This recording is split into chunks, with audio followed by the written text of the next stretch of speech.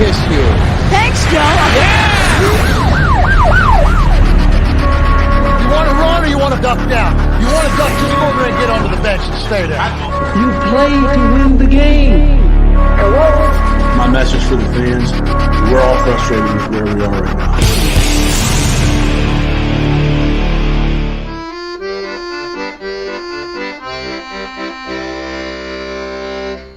Jets, Jets. Hey, everybody. I almost forgot to put me on the camera. How we doing tonight? This is GreenBean, and you are now watching the Thursday Thick of It. I am happy to be here with you. We have all sorts of crazy news, good and bad, some middle-of-the-road stuff. Our coach has once again proven to us, that we can't trust a word he says when it comes to injuries. There's just no way. You can't listen to Robert Saleh when it comes to the injury thing. He does not tell us the truth. Now, here's the good news about that, guys. We don't want him to. We want to know, of course, just like I wish I was in the green room, the war room. I do. I wish I was in there. But they can't tell me. They can't do it. So we're going to find out what I'm talking about with that. If you don't know, it's going to be great. I am in a fantastic mood. I've been looking forward to this all day, guys. I love hanging out with you. I love hanging out with the guys and gals that pop in here and frequent this with us. We're going to talk about some Thursday night football. I have no idea who's playing. There they are, the Titans and the Packers. They're walking on the field right now.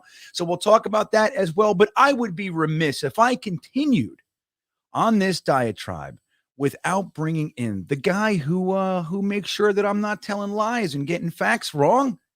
Let's say hello to our co-host, Mr. Frankie from Flatbush. There he is, everybody. Hi, Frankie. Hello, and welcome to LDT Reunion Thursday. We brought the Dr. Blocker back into the fold, and how great is that? It sure could have been nice to have Linval Joseph. Maybe it would have been nice to have Ndamukong Suh. But those players aren't necessarily for us. We got Dr. Blocker back, and I think we should be happy about it. I think so, too. And Frankie, one of the things that I thoroughly enjoyed about last year was that we could use the term Dr. Blocker. It was one of the positives of last year, quite frankly, and we were able to do that again. Like, look, I am going to attribute this to you, okay, Dr. Blocker. I'm giving you Dr. Blocker, but I'm also going to give you the guy that he's replacing. Now, I talked about it in my podcast this week. I said Frankie from Flatbushes, and people are now adopting Herbie. So I like Herbie for Nate Herbig, and I like Dr. Blocker, but it looks like Herbie might be not available maybe. And now we get Dr. Blocker back. So it's like bad, but good. You know what I'm saying? But Dr. Blocker, just being able to say that. Who else has a phrase? Like, look, they get Linval Joseph down there in Philly. They get Ndamukong Suh down there, but they don't have Dr. Blocker. Come on. It's like Dr. Strange, Frankie. Exactly. And I don't know if Herbie's down, we might have to endure a week of Dan Feeney playing at guard. Oh my God. I know. Cause it's not realistic to think Dr. Blocker's coming in like, yeah, give me the helmet. I'm good. Right. Like I'm ready to go.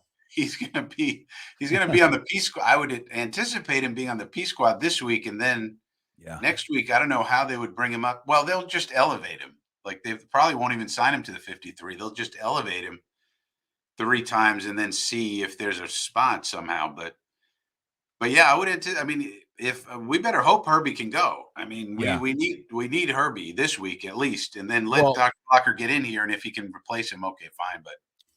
But you know what else, Frankie? Don't forget about Mike Remmers. Don't forget about Mike Remmers, everybody. Mike Remmers has been on the roster for 5 weeks now, 6 maybe. Maybe this is week 6. Interesting. Remmers can play guard. Yeah, he has. I think they would go with Feeney though, if I had to guess. Yeah, and just keep Remmers toward like as the emergency guy because he can, but maybe you don't want to. Well, look, we went to emergency right tackle with Cedric Abuye. He was on a practice squad. 10 days later, he's starting at right tackle for the New York Jets. So who knows? But I think you're probably right. The problem is Dan Feeney, while he did a really good job, you have to give credit where it's due. He filled in for McGovern the last 2 weeks of the season, and he did a great job. guard before that, he looked like maybe the worst player I had seen since say Greg Van. When it was, I think it was there was one week when him and Van Roten played together. It was like, oh my god, like this. Yeah, you wonder what they'll do. But I would just think since he's been here, they'll go with him. Yeah. You know, Well, 2 years now, right? I mean, they got to think, all right, man. Well, they kept the mullet around. You know what's funny? I'm going to say, and then we'll say hello to you guys in the chat. There's over 100 of you this early. I love it.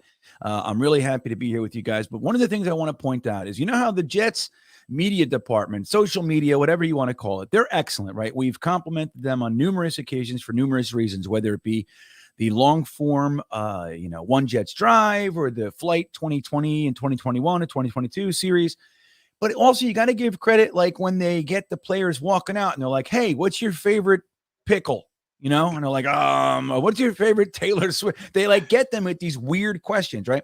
Something else they do is at the end of the games when they're walking out, they capture the raw emotion of our players. Like they're standing there with the camera crew and they say to them, like, say something. I don't know what the sign is. They're holding some sort of sign because they all say something similar, But every single week, a dry, unfettered, unstained uniform of Dan Feeney is captured every single week walking around. Like they get Uzama, they get Barry, yeah, all right, another dub, and they do the whole thing, and then there's Feeney, what up?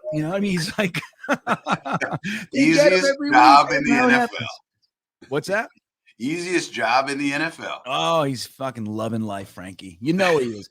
Let's say hello to people in the chat. Ryan Jett started us off. Dave Miller, affectionately known as D Mill in the Beanbaggers Discord. He's just letting us know he was here, Frankie. That leads me to think he is no longer here. He just wants credit, like I did back in my using drugs days, Frankie. I used to use that tactic. I would show up somewhere, a funeral, something. I would say hello to 2-3 people, nice wide. I would say hello to an aunt. I'd go to a kid. I'd go and I'd bail. They go, I was there. What are you talking about? Ask Aunt this one. Ask cousin Jim. Like, oh yeah, I guess you were. I don't know how the hell I missed you. So maybe D-Mill's pulling some shit. Aunt Jets is here. What's up, Aunt Jets? Big game, indeed it is. My old buddy from the greenhouse days, Matthias Simon. I want to remind everybody, Matt still runs a Facebook group called The Greenhouse, and you guys can go over there and support him. He puts out daily content over there. He's been doing it for years. So there he is, my good buddy Loopy, or Luppy OU812, like Van Halen said. Remember there was 5150. Oh, no, you know what it was. So Van Halen, when they split with David Lee Roth, Frankie, here's how it goes. Van Halen made an album called 5150. David Lee Roth made an album called Eat 'Em and Smile. So then Van Halen made an album called OU812. Then some other band, I think it was like the Butthole Surfers or something, they jumped in and they made an album called I Ate One B for You. And it continued. Fun for all, Frankie. That's how it went. OU812. Mark, that's history for everybody. Rock and roll history, everybody. Mark Riz, it's almost Jagaloon time. Indeed it is. Harry's here, our good friend Harry. Yeah, man. Good day, friends. I'm sensing a Boston. That's right, Harry. I'm sensing that too. Tony Alexio's here. Start the show, dummy. That's what he says. I'm going to say this to Tony. Shut up, Tony. All right. How you like that, Tony? The show is started, Tony. What is it? 7:43. He did that. Frankie, start the show. You don't give a shit, Tony. Hank is here. What's up, Hank? Bismo's here from the land down under. Thank you for popping in again with us, Biz. We love you. Brian's here. Brian Bogan. It's time to talk Jets, chew bubblegum. That's right. We'll see if we could do this at the same time, Brian. Anthony G. Jets Mess is here. Our good friend from the Chicago area, Bradigan. He's all alone out there in Chicago, guys. Our Jets brethren. He's just holding the fort. He's out there in the Wild West, he's out there on the frontier. He's got his own little outpost. You ever see Dances with Wolves, Frankie? Kevin Costner, he's out there by himself. That's Bradigan. He's out there. He's figuring it out. Preheim's here. Travis Preheim, Jay-Z Jets, Sluggo, Twisted, Jets Forever's Green Heart is here. Stud City, and so many others. I'm happy you guys are all here. It's such a good day to be a Jets fan, Jets fan, everybody. So what do you think, Frankie? Let's start with this. We're going to just jump right into the football side of things here. We play the New England Patriots this week, Frankie. I know you know this. I know you are aware. There's been a lot of conversations. I have to say, my interpretation of Jets fans right now is that 99 out of every 100 of them feel confident that unless we give this one away, like a Zach Wilson, holiday basket like last time, unless we do that, we're going to win this game. Do you agree? Are you concerned? What is your overall view of the game and your level of confidence going into this week's rematch, revenge against the Patriots? Well, it's interesting because the teams are very evenly matched and they're kind of the same in a lot of ways. Really good defense, really good special teams, and offense is struggling, which is a surprise for the Patriots. Our offense is struggling because of the young quarterback and installing a West Coast offense and all that kind of thing. So I think most people see it as a defensive struggle. It's going to be a defensive game, a low scoring type affair, and who's going to pull it out in the end. And that's how it looks to me too. The one caveat is our quarterback, because our quarterback can play great sometimes, and sometimes he can play not so great. We don't know exactly what we got. And on the other hand, though, too, I think it's interesting to watch Mac Jones. There are people who have Mac Jones, real professional people like Bucky Brooks, on lists of quarterbacks who could be in trouble this year. Mac Jones on the list, which is interesting to me because last year he was in the Pro Bowl. Everybody said this guy's really got it going on. And then he took a big step backwards this year, and Josh McDaniels left, so maybe that's why. But then again, Josh McDaniels isn't doing so great with Derek Carr and Devontae Adams over there in Las Vegas either. No, he's having but he just got reassurance from his owner. People were talking about him getting fired. The one said, no, I love him. So there you go. Looks like shit. If you're Italian, that could be the kiss of death. But it's one of these. Looking at what's his son's name? It's not Al Davis. What's his son's name again? Jim? Mark Davis. Mark Davis. Looking at their hair over there, I find it hard to believe they're Italian. It's an interesting hairstyle they have in their family, is it not? It is. It is. It's called having too much money and overthinking. It is, and nobody ever said any no to. They say, yeah, we love it, man. Oh, really? You're being honest with me? Yes, I love it. That's what happens with rich folk. That's what I heard, Frank. Everybody tells me, "Hey, you're ugly. Stop that." I'm like, oh, so with this game, I don't know. I mean, obviously, I expect our defense to come out and play well in our special teams. If Braden Mann could stop slipping on the kickoffs, that'd be nice. That'd be very nice. And if he could stop shanking punts every once in a while. But then it's just a matter of like, okay, what are we going to do against this defense? I mean, it's hard to know because for example, let's say we put up a 40 burger on them, that'll really tell us something. But we got a banged up offensive line. We got a young QB. Don't know what we're going to get out of him. So it's hard to say. Yeah, I love that Mac Jones. Because one of the things that bothers me in today's NFL, it bothers me on both sides of the spectrum. And we do it as a fan base constantly. It bothers the shit out of me. And I hate that the NFL does it too. And I guess society, we do it. It's like you come out, you get 5 minutes to prove yourself. You're great or you suck. And last year, Mac Jones, out of the 2021 quarterback class, was given the best situation. All right. I mean, look, take it nothing away from the guy. You have to still play the game. You have to still, receive the ball from the center and get it to the wide receiver. So you still do all that stuff. So you don't take it away from him. But at the same time, when you look at Justin Fields and Trey Lance when he was able to get in, and Zach Wilson and who else? Trevor Lawrence, right? And the rest of the guys. They're in these situations. It's like, holy, it's like a complete train wreck. And they're saying Mac Jones is clearly the best of the class. The Patriots do it again, Frankie. Bill Belichick and his ultimate mastery of the system. And it's like, shut up. You know what I mean? And now here he is. They don't have the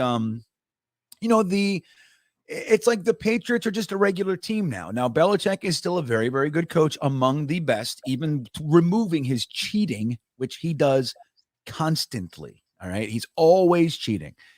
But even removing that, he's still an exceptional football coach, a tactician, right? So they have all that. But the truth is they're just a regular team. I think he had some really terrible stat came out. He's like 2-8 or something like that, games after the bye without Tom Brady, something like that. Interesting, right? So but with Tom Brady, he's like undefeated. You know what I mean? So the two of them together, it's very hard to beat, but without each other, it's like Paul McCartney and John Lennon. Like, yeah, sure, Wings was great. Well, I love Imagine, but let's be real here. You know what I mean? Like together, they had something. Those two, they did, Frankie. They had something. Like Ben and Jerry. If Ben and Jerry split, and Ben made Ben's ice cream, and Jerry made Jerry's ice, we go, it's okay, but I miss Ben and Jerry's. You know what I mean? That's the thing.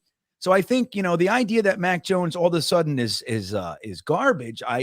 I'm now on the opposite side. Now I'm rooting for him to be garbage. You know how I am. I hate everybody, especially AFC East rivals. But again, I don't know if I would say that he sucks, but yeah, he might be in trouble. And look at this Bailey Zappi stuff that they were doing, benching him after 3 plays. And like the thing is, very realistically, in the last game with the Patriots, if that pick 6 stood before the half with Michael Carter II, if John Franklin Myers didn't draw the penalty, it's very realistic to think Bailey Zappi comes out in the third quarter. I mean, he would have had 2 picks, 1 pick 6. He would have had 3 points.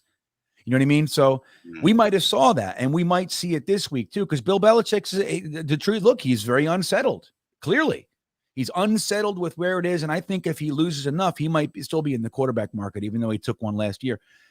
Twisted checking in, Frankie. He says chaos will show up late. He's got his fingers in the cookie jar. Well, I'll let you know, Twisted. I'm not sure if that's what it was, but Jeremy from Jets Chaos was late and he just arrived. So let's say hello to our producer, Jeremy from Jets Chaos. He's back there doing nothing. That's what he does for us. He shines a light every now and then when I'm doing so. He's like, there's a booger in your nose. That's what he does. That's what he does for me. It's important. It's an important job. Hey, Jeremy, I'm glad you're here, buddy. I hope everything's good. Vafaduced is here. He's reminding everybody to do the thing that I forget to remind everybody to do. It's don't forget to hit the like button. It's very, very important here. If you haven't subscribed to the channel, Frankie, I am on a march, my good friend, to 10,000 subscribers. I'm going to be real honest. Never did I think it would be here. I wanted 5,000. I was like, if I get to 5,000 in 2 years, I'll be psyched. Well, here I am. December 31st is my 2-year anniversary. I'm trying to get to 10,000 subscribers, guys. If you haven't subscribed to the channel, now is the perfect time. Help me meet that milestone. I'm about 200. Oh, no. I'm 800 and change away, like 810 or something like that. I forget what it was. 810 away. So I have a little over 2 months to get there. If you guys help me out, it would be greatly appreciated. And liking the video helps the channel. You'd be surprised, man.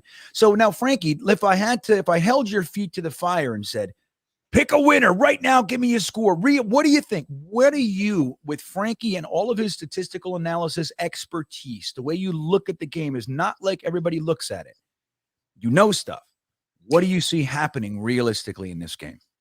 I think we're going to win a squeaker. I think it's Jets 17, Patriots 14. I think we're going to hold them down defensively and do just enough. We're going to control the ball on offense. We're going to run. Zach's going to make just enough plays. He's not going to turn the ball over. Mr. Wilson, please, could you stop with the YOLO balls? Thank you very much. I think he's going to stop with that. And, we win a squeaker, 17, 14, 21, 14, something like that.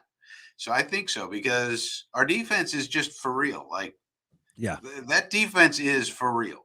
The coverage, the combination of coverage and pass rush is really special. So I think they're going to have trouble, passing the ball. I think they're going to try to run the ball, but we've been good against the run as well. So I think they're going to have trouble scoring, and I think we're going to do just enough to win on the road, and everybody's going to go crazy. Yeah.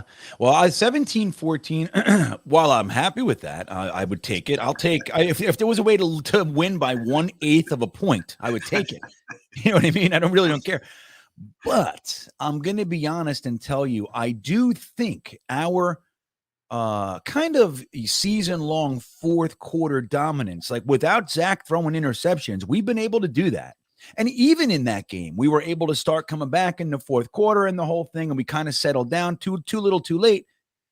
But I do believe that our fourth quarter, our ability to be fresh, which harkens back to their rotation that we were very critical of, Frankie. It is paying dividends. I have to. I mean, if you're just looking at it with objective eyes, you're like, oh yeah. I mean, our guys look less gassed than their guys. They look fresher in the fourth quarter, and that is thanks to what they're doing, I would say.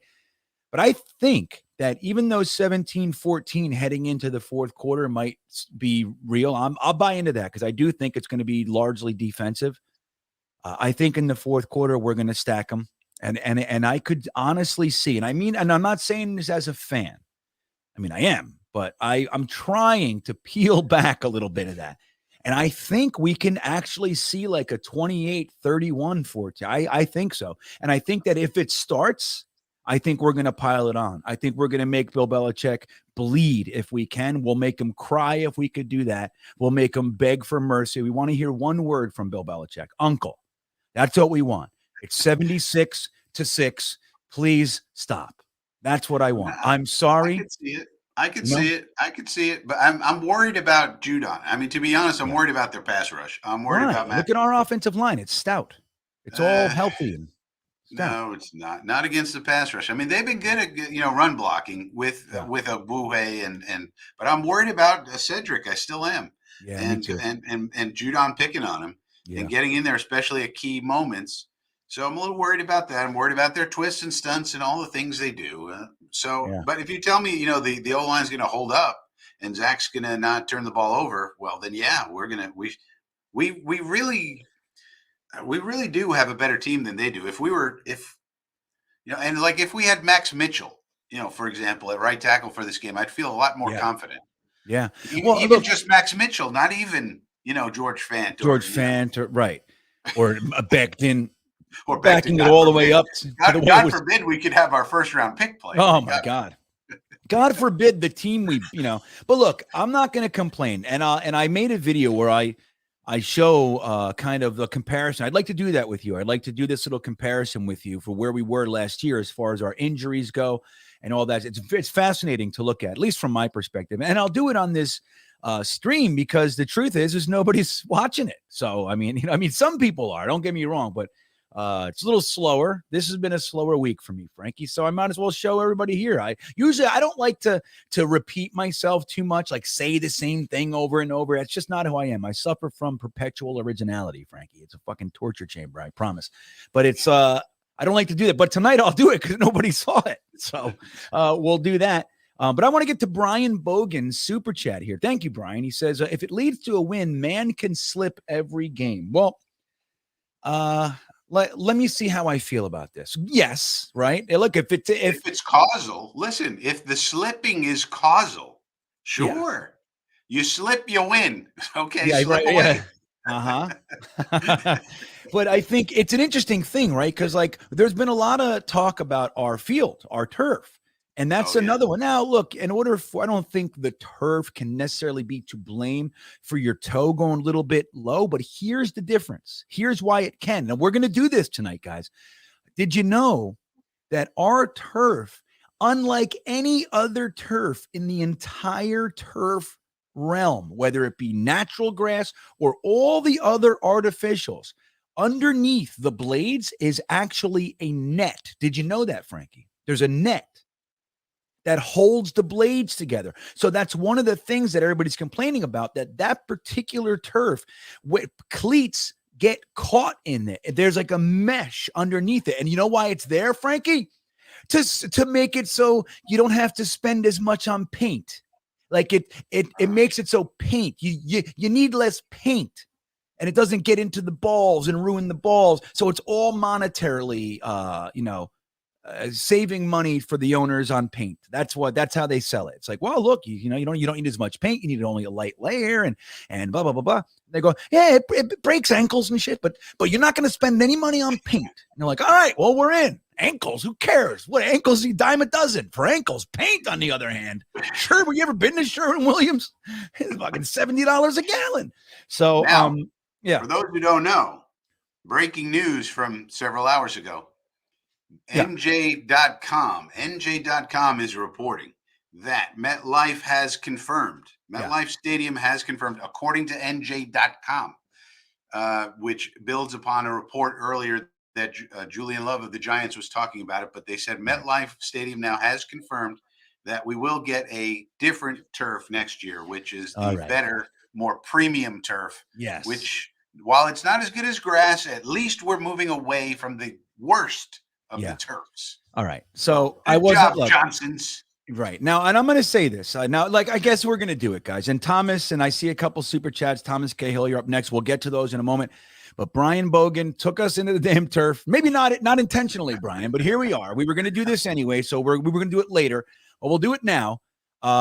Frankie is correct. So the reports are that the and I want to say this too, it's largely MetLife and the New York Giants. I want to tell you that. Now, Woody's probably like, whatever, dude. What do you need? You know what I mean? He don't care.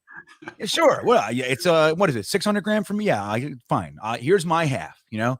But largely this is coming out of the Giants. Not that there haven't been Jets that have pushed for it as well, but it's Julian Love is being credited as the largest catalyst. But I'm going to correct that, everybody. Frankie from Flatbush put out a video last year dissecting the turf of MetLife and the injuries and how many injuries around the NFL are attributed to this turf. So Frankie is the real catalyst, everybody. Don't let them fool you. Just like with the sack exchange, they gave it to some news organization. They said it was like the New York Post. It wasn't. Oh, yeah. I made that video. It wasn't. There was a contest. I think the guy's name was Dan Connell or something. Like, he's the one who did it. And they said, no, it's not Dan Connell. It's us. We're the ones. You know, so this is what happens. I'm telling all of you right now, Frankie from Flatbush started this whole thing last year. Okay. Now, Frankie, this is what I was just talking about. I'm going to show you guys what our turf looks like. Okay. Here it is right here. Can you see this, Frankie? Mm-hmm. This is our turf. It's called slit film. Okay. Mm-hmm. Now, underneath this looks like grass. Can you see my cursor moving, Frankie? Do you see that? Yeah. What am I writing here? I can't see what you're That's writing. Frankie. Frankie. We see the cursor, though. Okay. All right. So, guys, look at now. I didn't know this. I'm going to be real honest with you. So, you look, so slit film fibers have created from a single plate, created over here. Each fiber from this rake-shaped design is constructed to break down, which makes the fibers softer and fine. Well, that's nice. The canopy creates a nice surface for painting. This is the priority, guys. So fairly easy to paint. Surface for painting. It's all about painting. But look at this, Frankie. This is what our grass looks like. Can you? How the hell is that not going to catch cleats, everybody? So this is the thing.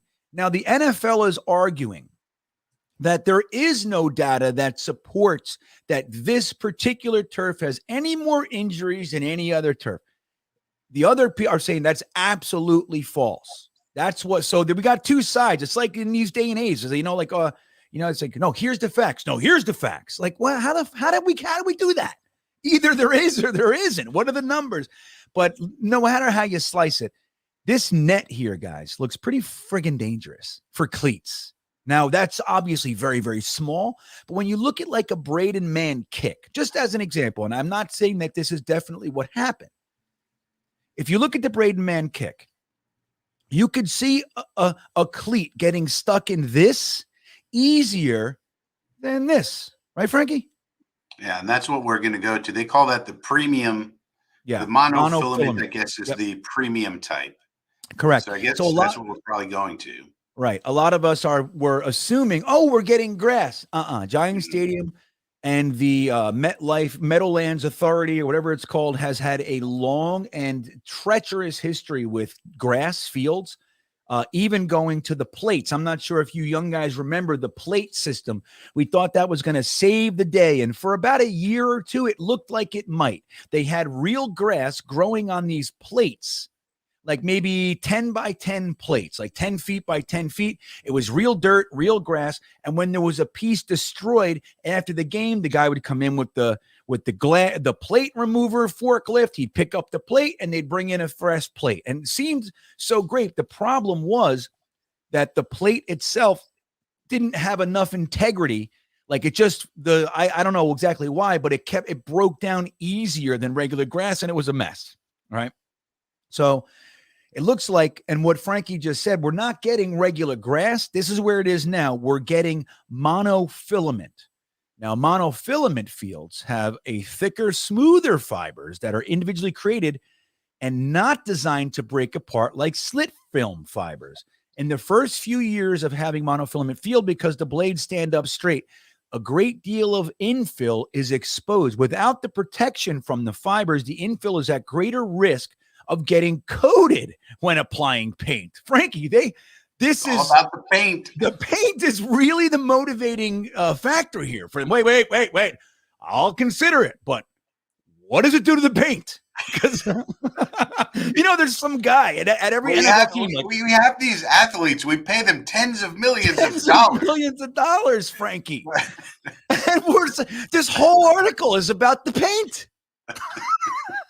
It's the craziest thing I've ever seen. No, I mean, get it. Fans love paint. I mean, NFL fans, the one thing they want to see on a field is paint. It's paint. They don't want to see Patrick Mahomes. They want to see painted Mahomes. Get me the paint. And obviously it's important, right? We have the numbers. We want to know what yard line we're on. Of course. But how about this, Frankie? If you have a field, you're always going to know where the end zones are. You always know where the 20-yard line is going to be. How about you just use white fibers, Frankie? What do you think? Purely white. They cannot fade. They're not painted. They're not dyed. They're made of white. Paint be damned. No, right now the paint industry, industry's like, I'm going to bring up litigation. You can't talk like that about paint. We've got a contract. Did you know we have a contract with MetLife Stadium? We paint everything in the stadium. It's our everything. You're stealing millions of dollars from us by talking to us. The painting union. Well, it's funny. I worked in New York City for many years, right? I had a construction company, and I don't know if you know this, Frankie, but in the 5 boroughs of New York, the iron industry is still very, very strong, the iron union. And I am 100% a supporter of unions. I want you to know that 100%. So that's not what I'm saying, but did you know, Frankie, that the iron industry is so powerful that every drop ceiling installed in the entirety of New York City has to have above the drops? You know what a drop ceiling is, right? Yeah. The office, those tiles, and they hang on little wires, and there's little shitty tiles, and they have to have a piece of black iron going across those wires. To stop it from swaying and to increase strength. But that's not what it is at all. The iron is, no, you're going to buy iron and you're going to need iron people to put it in. And that's what, so this is I'm starting to sound like that with these paint fellas. They're making sure you can't even write an article about this field without talking about paint. You got to talk about paint, Frankie. I don't know if you knew this, GreenBean, but as soon as I made that video, the field turf people started coming after me. I wouldn't doubt it. Yeah. And they were telling me to shut up, and they were telling me that I was wrong, and they were giving me all this stuff. And then eventually they actually like death threatened me. They were like, if you don't shut up about this, we are going to kill you. Now, I didn't take it seriously. Right. But it was a death threat. And I was like, dude, I don't need to die over this. Like, yeah, you're like, all right, listen, how nervous should I really get about the field turf mafia? They're like, we're going to call the paint. We're going to call the Sherwin-Williams crew. You're like, wait a second. Yeah. All right. You don't need to get crazy. I'll stop. We're going to get the paint guys. All right. We'll kick your ass, man. Once they get the iron people, then you're in trouble because those iron people have real tools. Exactly right. So this is really great, man. So either way, I think it's good that there's something being done. I mean, Frankie, just one last look at this, everybody. I mean, but just to know that that's the worst one of the And bunch, we got it. that's what we have. Yeah. That was even I didn't know that until they started talking about this. I put something up on my community tab over the weekend when a lot of the players started talking about this, and I was glad that they were, and I'm glad that this is happening. It's finally happening. The players got organized, which I said they should do, and Yeah. they're going to force change. At least this is an easy change. This Right. is low hanging fruit. Okay, Yeah. go from the worst one to the premium. All right, it'll Correct. cut down some of the injuries. Okay, Yeah. Maybe. Right. But at Maybe. least it's right. It's action. And sometimes, look, you can't get somebody to go all the way to the letter Z, but if you get them to the letter L, or P, you're okay. We're halfway there. Good enough, Right. But let's say I want to just wrap this up with this. I want to make sure it's very important that you understand that this might not be as altruistic or as bubbly as you think it is, because there is a benefit to switching from the slit film, Frankie, in addition to the injuries. Here it is. What's that? Here it is. In the later years, and now our field has been there for 23 years, so it's been there for a minute, okay? In the later years of these fields, however, removing the paint, Frankie, Oh God. becomes a bit more difficult due to the imperfections from the splitting fibers. Think washing your truck compared to washing your hands after working in the mud all day. The surface of your truck is flat and smooth, making it easier to clean, while your hands may have more crevices where the dirt can get trapped. Like cleaning your hands, removing paint from the older slit film field is not impossible. It just takes a bit more work, which is more pay, which is more hours and overtime. And so I don't know if I got a good solution. We'll just take it out, and then we don't have to worry about the paint at all. Sorry. But isn't it funny? It's like, it's not just like, all right, well, look, we'll sacrifice our paint benefits and we'll do. No. There's a paint downside to this. After a certain amount of time, now they've reached the time where the paint problem starts to set in. Now we're ready to remove it and put in the other shit. So there you go, guys. Thank you, Brian or Brogan. I'm sorry. Let me see who that was again. Brian Brogan. I almost had it, buddy. So thank you. I know I'm way behind on the chat right now, but we had to talk about the field. So Thomas Cahill, man, he says, well, thank you, Thomas. Number one, he says, if it's windy, Mac may go for 4. Right, dude. That still blows me away that they did that. Was it 3 passes, right, Frankie? 3 passes, yeah. But that was the wind ball. I mean, that was like 40-mile-an-hour winds. But here's the other thing: if we're stuffing the living shit out of their running backs and they can't get 10 yards in a 3 down succession, they'll throw the ball. They'll try it. They'll at least try screens. I mean, they gotta. You know what I mean? So that's the key. Is that that's the fun part about stuff like that. When you can make a team one-dimensional, Thomas. And I'm not saying you're wrong. You might be calling it. You might be predicting the future. But if you can make a team one-dimensional, which is what we've seen us become so many times over the years, it becomes simple to defend against them. It's very hard for that team to get anything going because you don't have to worry about 50%. It's like fighting the one-armed man. You're like, all right, well, this is easier. I mean, well, all due respect to all my one-armed folks. I mean, let's just call it what it is. Now, of course, there's that one-arm guy out there. He's an MMA. He's going to kick the living shit out of you. Okay. But generally speaking, it's like, the movie, Holy Grail, Frankie, none shall pass. Remember that? Mm-hmm. And he cuts off the guy's arms and he's like, oh yeah. Remember that? And he starts praying, thank you, God. And the guy kicks him. He's like, hey, I cut your arms off. And he's like, no, you didn't. I'll kick you. Cuts his legs, hopping around on one leg. He got significantly easier to fight after that, Frankie. So, Thomas, you might be calling it, buddy. That might be interesting. I'll tell you what, no matter how you slice it, Mac Jones does not instill fear.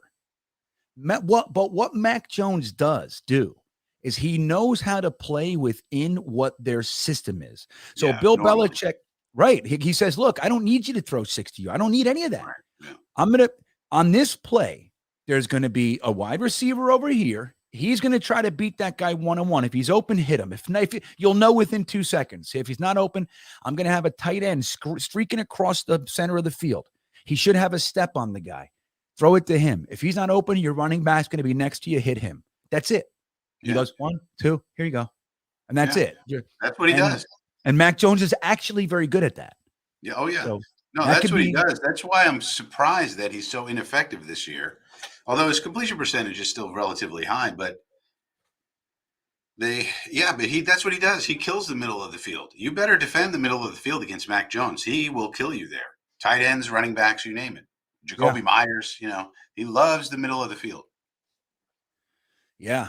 So, and that's the thing. And we saw it in our game. Like I said it in my podcast after. I said, while Mac Jones didn't do anything, I think he had 190 something, 194 yards, something along those lines. That's all they needed. If Zach would have done that, it's 355. Yay, great. Yeah. At least, he can stop saying 300-yard games. He said they told us every week. By the way, Zach Wilson, in 17 weeks, still hasn't thrown a 300-yard game. At least, and now they say, he hasn't thrown that many touchdowns. They'll always say something. It's always something.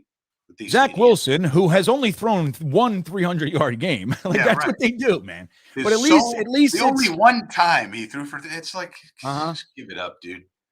Look at Aaron Rodgers. Holy shit. He had 19 seconds. Oh, my God. What a touchdown. Oh, my God, Frankie.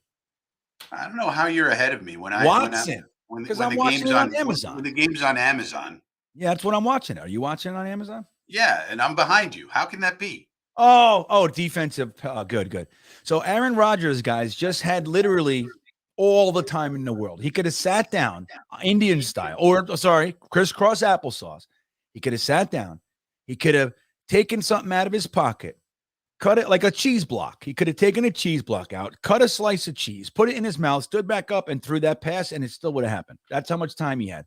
But you got to give it to Watson, the rook? You got to give it to Watson. A lot of you guys were big fans of his. It's good. It's coming up good, man. So, hey, Shivanasu Prasad, affectionately known in this realm as Lima Bean. What's up, buddy? He says, worried about the dirty hits and BS calls. I'll tell you what, you should be worried about that.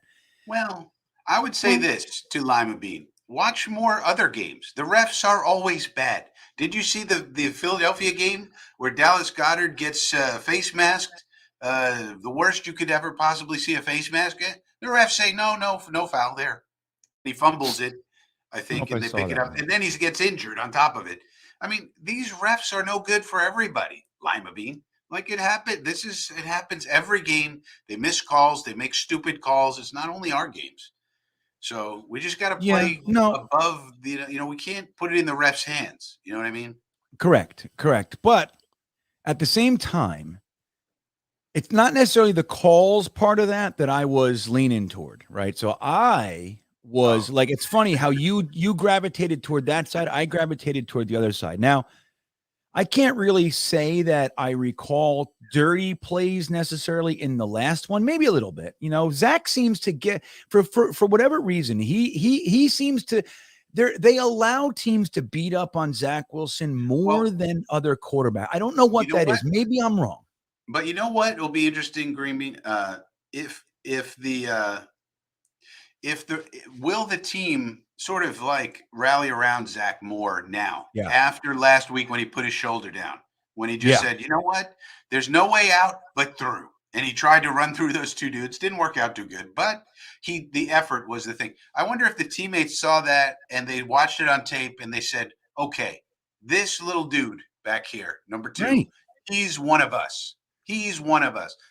I wonder. And then so if there is a questionable hit, this week, let's see how they react. Let's see how the big hog mollies react this time.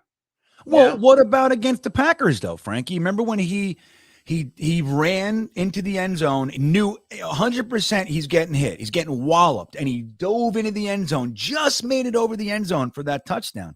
I think that could be one, too. I think that was the Dolphins? Yeah, he did that against the Dolphins. Yeah, I don't know why I so confidently said the Packers. I meant to say, I don't remember what game that was. I don't know why it came out of my mouth. But I would say those are two different things. They were similar. But in the last one, Zach Wilson, there was no way to get to the end zone. He just said, I am going to put my shoulder down and go through you. That's a different thing. Like the other one was just an athletic play where he dove and, that's nice in terms of what we're talking about here. But but the toughness aspect, does this kid have the toughness? And I think that play was one of the first where we saw that. He just said, I am putting my shoulder down. Whatever the hell happens. I'm going to try it. And didn't work out too good, but it's the effort that counts. Yeah, this is the play. Well, and I think, Well, and to your point, though, seeing like I wonder if the team would rally because like last year, Right. and on this play in particular, and this is kind of what I think Lima Bean is referencing. It's where my mind went, Lima Bean. Maybe you're not talking about the same thing, but I was talking about this succession of plays and the one play in particular, and nobody, even on our sideline, even made a move. They'll These ding two are us. probably related. Like this is an awkward. Yeah. This is when he got hurt, in my opinion. Yeah, He I made it think one so. more play that happened, and then he ended up going. But I think he got hurt here. But look at this, man. So he number one, the ball's out of his hand. Okay. Now you can make the argument that it's not, it's not Egregious. out too long. But look at where the defensive player is diving, But I think the more important thing is the reaction of the teammates. Right. Where's I the completely agree. teammates? Where's the teammates? And at this point, he was a rookie. Maybe they didn't, they weren't as close to him or whatever. I don't know. Yeah. Well, still, man. But look, you see who this is right here, right? Yeah. Now it's hard to tell. But I think that's Mr. Clean, Frankie. I don't know if he's supposed to be on our sideline, but that's who I think that is. And that's Robert Saleh, I think. So let's say Somehow he snuck in there. look, he's not even looking. He's done. Yep, he's sacked. You see that? Is it Saleh? I believe it is. What the hell what are they looking at, really? Look, they're all done. They're moving on. Weird. That is weird. So I wonder if this has changed in the year. Let's see. That's something when you're talking about worried about dirty hits. Let's see the reaction. Because I think our team's closer this year. I really do. I do too. And we have Michael Clemens. Do you think Michael Clemens is going to stand for that? Michael Clemens is going to. I'll tell you what, Frankie and Lima Bean and everybody else, but just I would almost hope to see something like that if Michael Clemens was there specifically to see what he does. Hey, it's like you never see Happy Gilmore at the end. Shooter, remember that guy from James Bond? It's like that kind of a thing. I know. I think Frankie is nailing it, everybody. I think the team is significantly closer this year. Now, you should never have to worry about that shit. Like if it's on your team, but we did, dude. I mean, there were numerous hits that the offensive line just let him lay there. It was weird. Maybe it was like a weird. Probably, I blame Greg Van Roten. It's probably because of Greg Van Roten was probably like, he was like the locker room lawyer. You know what I mean? Like, let's not get. They'll call us for a 15-yard penalty. We don't want that now, do we? Mm-hmm. I think you're on to something. What? Sometimes you need to take a 15-yard penalty to protect your quarterback. How about that? Sometimes you got to grab a guy by his face mask and break his neck. And say we're not standing for this. Figuratively. Yeah, right. We're not standing for this. You're not going to get away with this anymore. You know who was great at that? He was super even keeled, just solid. Nick Mangold.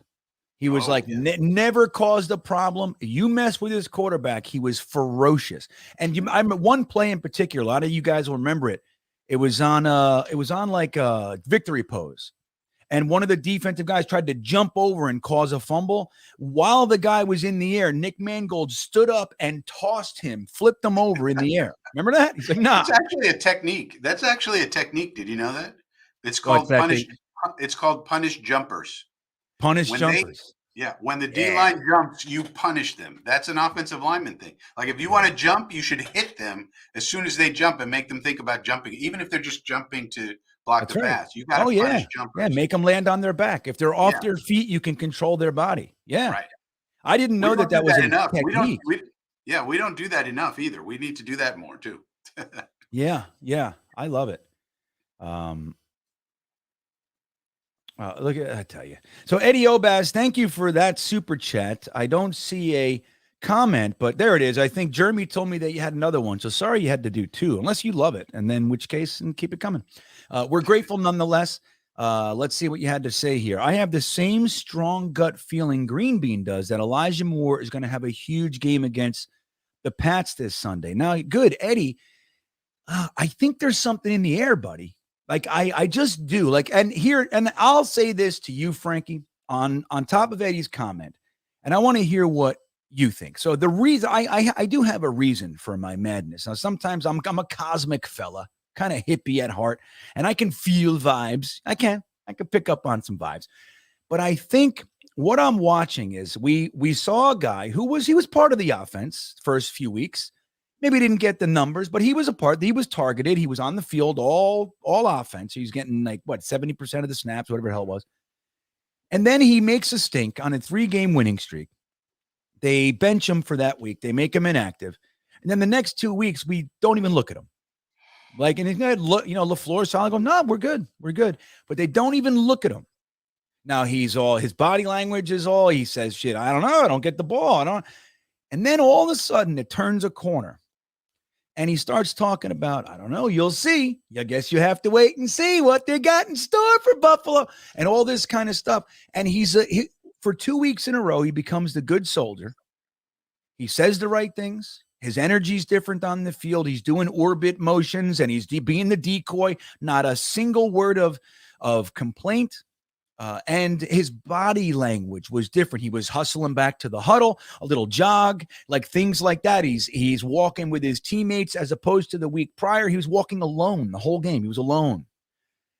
I think Leflore and Saleh, for that matter, basically made him pay his penance to see if he could turn the court. See how you respond. He responded well. We go into the bye week.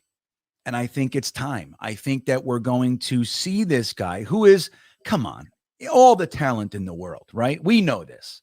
We all expected him to have a pretty much, and maybe not a coming out season, but an increased volume season. Some people even said explode. He's going to explode. People were drafting him in fantasy in the mid rounds, oh, this is our secret weapon, Elijah Moore. So I think this is the week, Frankie. I think that everything we've seen leads to him becoming a part of the offense. And it just so happens that I believe the Patriots are a good team for that to happen against the middle of the field. They're Russian Judon. Their linebackers, while good, and I think that they can be exploited in the middle of the field. And I think Elijah Moore is the perfect guy to do it. So what do you think? Are you among the same thinking? Do you share that opinion? Do you think it was kind of pipe dreaming? Where do you stand with the Elijah Moore potential for this week? I mean, yeah, he should. What I would do, first play, pop pass to Elijah Moore. Let's get him going. A pop pass is a safe thing to do. Let's get him involved. You get him a pass. That's a completion for Zach Wilson. Get him off to a good start. Right? First play of the game, pop pass to Elijah Moore. Even if it gets 2 yards, 3 yards, let's get him, into the rhythm. He touches the ball. And then, we're going to play him in the slot more. Great. And, he should be able to find areas that are open in the middle of the field. Their linebackers are not great coverage linebackers. They're more of the rushing type. They're okay in coverage. Their safeties are good, but, Elijah Moore should be able to find, space, and we should be able to find him. There's just no reason why not. He's just too good. He's really good, and people have forgotten how good he is. Right. And so, I like it. I like that they forgot, Frankie. Yeah, just like they forgot about Mimsy. That's right. That's another one who could have a big game this weekend because I don't think Corey Davis is playing again. Yeah. So we're going to need Mimsy at least out there blocking, and that's right. A good thing. So there's another guy you want to leave Mimsy one-on-one on your little cornerbacks. Maybe I might want to go deep once or twice or 3 times. That's right. Once or twice or 3. I like that. Once or 6. That's right, man. Yeah. So I think you're right. Look, Garrett Wilson's a stud. I do think Bill Belichick is going to he's going to make him a focal point. Right? I agree with that. And you have to. Garrett Wilson will eat your damn lunch, bro. I mean, not only can he get open, he can lose people, but dude, with the ball in his hand, he's making a career out of making people miss. I mean, it's almost unbelievable what he does. I think he has the 3rd most yak over expected. I think this is amongst rookies, but I'm not sure. Yak over expected, Eddie. You hear this? Yards after catch over expected. So when they do all the stuff with the GPS and the next gen stats, they know what you're expected to get based on where the defenders are.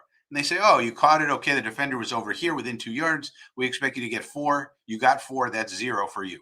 Yeah. But if you get 10 when you're expected to get 4, that's much better. And that's where Garrett excels. He's 3rd, I think, among rookies, and not in the league, but among rookies. So we got something here with this young fella. I'm telling you guys, the NFL, It's been taken over by nerds. That's what happened. Not saying that's bad. I'm just telling you this fact. Hey, Eddie. You want to know who a good yak monster is? You got to know yak over expected. I'll tell you what, though, and I'm not disagreeing. Frankie, I love that Frankie does all this, and I do it to a lesser degree, of course. But I knew Garrett Wilson was good without any of that shit. You know what I mean? But did you know how good? Yeah. Did you know in a quantified way? It's like, I like it 65 degrees, not 66. It's got to be right. That's kind of where we are as a society. Everything's pinpoint. I want not this. Can you put my salad dressing on this side? I don't want it 4 inches. I want it to, don't fill the cup. If you fill the cup, that's too much. But if the half a cup is too little, I want them 3/4 of a cup. You know what I mean? That's what we do. That's what we do these days. And it's fine, Eddie. It's fine. I want to just, before I get to you, Chris KV, Mark Riz had a good question, very important. Who's a beanbagger, by the way, who we got to hang out with opening day. Great guy. Bean, what is your studio line with, the slit or the premium? And then a turd emoji, whatever that is. How'd you know my dog shitting here today? It's all Mark? Premium, Mark. Yeah. Don't you know how Green Bean rolls? It's Right. only the premium. You can see behind me, clearly this is a premium environment, right? So, yeah. So it's, look, I'll admit I had the slit film, but I'm changing because I've gotten to the point. It's costing me an arm and a leg on paint, Frankie. I mean, these painting costs, if you It's saw. killing me. It's killing me, everybody. Chris KV, our good buddy. Thank you, Chris. He says, Pat's number one weapon will be the refs, of course. I think our defense will force 2 key turnovers. I'm going 28-16 Jets. Special teams will be a huge factor in scoring points for both teams. Let's go Jets. Well, you know what? You said a lot there, Chris, and I think I'll choose to talk about the last thing that you said there first. The special teams for the New York Jets has been stellar, and there are layers to how stellar it's been, whether it's been blocking a punt, whether it's been blocking a field goal. You know, those are defensive linemen, Quinnen and Michael Clemens, that have been able to do that. Whether it's, return, Berrios has broken off some pretty damn good returns. Like, he's kind of an explosion waiting to happen. He can do that at any moment, and you can trust Berrios to catch it. I got to knock on some wood, and he's going to at least catch it every time, and then he can break it any time. But I think, what else you got to look at is Hardy is spectacular. All right, he's spectacular. Now, the penalty that he likes to do every 4 games, I don't know what that is. He gets hot. I don't like it. But there are other guys like Jamie and Sherwood, who I've been singing his praises for a couple of weeks now. And I really like that when CJ Mosley went down last week, it scared us, right? We don't want to lose CJ Mosley. And nothing that I say from this point forward is to insinuate that. But it's real nice to know that the guy coming off the bench is a second-year player that's now been in our system 2 years. Obviously, he had the Achilles thing last year, converted safety to linebacker that Saleh likes to do. He came in for those 4 plays, and guess who made 4 consecutive tackles? Sherwood. He was leaky yardage. He What's that? tackles you, no leaky yardage. That's right. Puts his arms around you, it's over. You're done. That's right. There's none of this hopping around trying to get 1 or 2 extra. There's no extra yards with Mr. Sherwood. Yep. Now, and it's a good thing to see. Now, of course, we wanted CJ. The last thing I wanted to see was CJ Mosley go down, right? But he was out for a few plays. The guy coming in wasn't, with all due respect, Harvey Lange. You know what I mean? Running around like a chicken with his head. He's 100% effort. Yahoo! He's all excited. He's jumping over people, but he makes no tackles. You know what I mean? Like, it's like we've upgraded that. So Sherwood, who is just another, he's second on the team in special teams tackles, and right behind Hardy. And then you got guys like Yeboah and I mean, dude, we have a solid special teams unit. But the good thing is with them, all of them, except for Hardy, of course, can come in at any moment and be impactful in their respective side of the field, whether it's defense, offense. They all can. Like, Hardy is special teams only. You don't want to see him play cornerback. He's really not good at it. But he's so good at special teams that you make that spot. But the Patriots game, Chris, was the worst for our special teams all year. Man had a shanked punt. There was a few other things. So it was like a weird anomalous game. It's like that ghost of the Patriots. It's like it's bigger than just 51 guys over there. It's just not. Or 48. How many suit up, Frankie? What is it? 48, 51? I can lose it. 48, I think. Yeah, 48, right? Yeah. So it's not just the coaches and the 48 players. It's like there's like this aura. As soon as they got out there, it's like, oh, all of a sudden Zach's throwing picks, man shanking punts. Like everything is weird. I think that we shook it off last game, Chris, and I think our special teams are going to be an asset, and I think we're going to kick their special teams' asses. That's what I think. That's what I think. Only problem there is they have a very good special teams unit as well.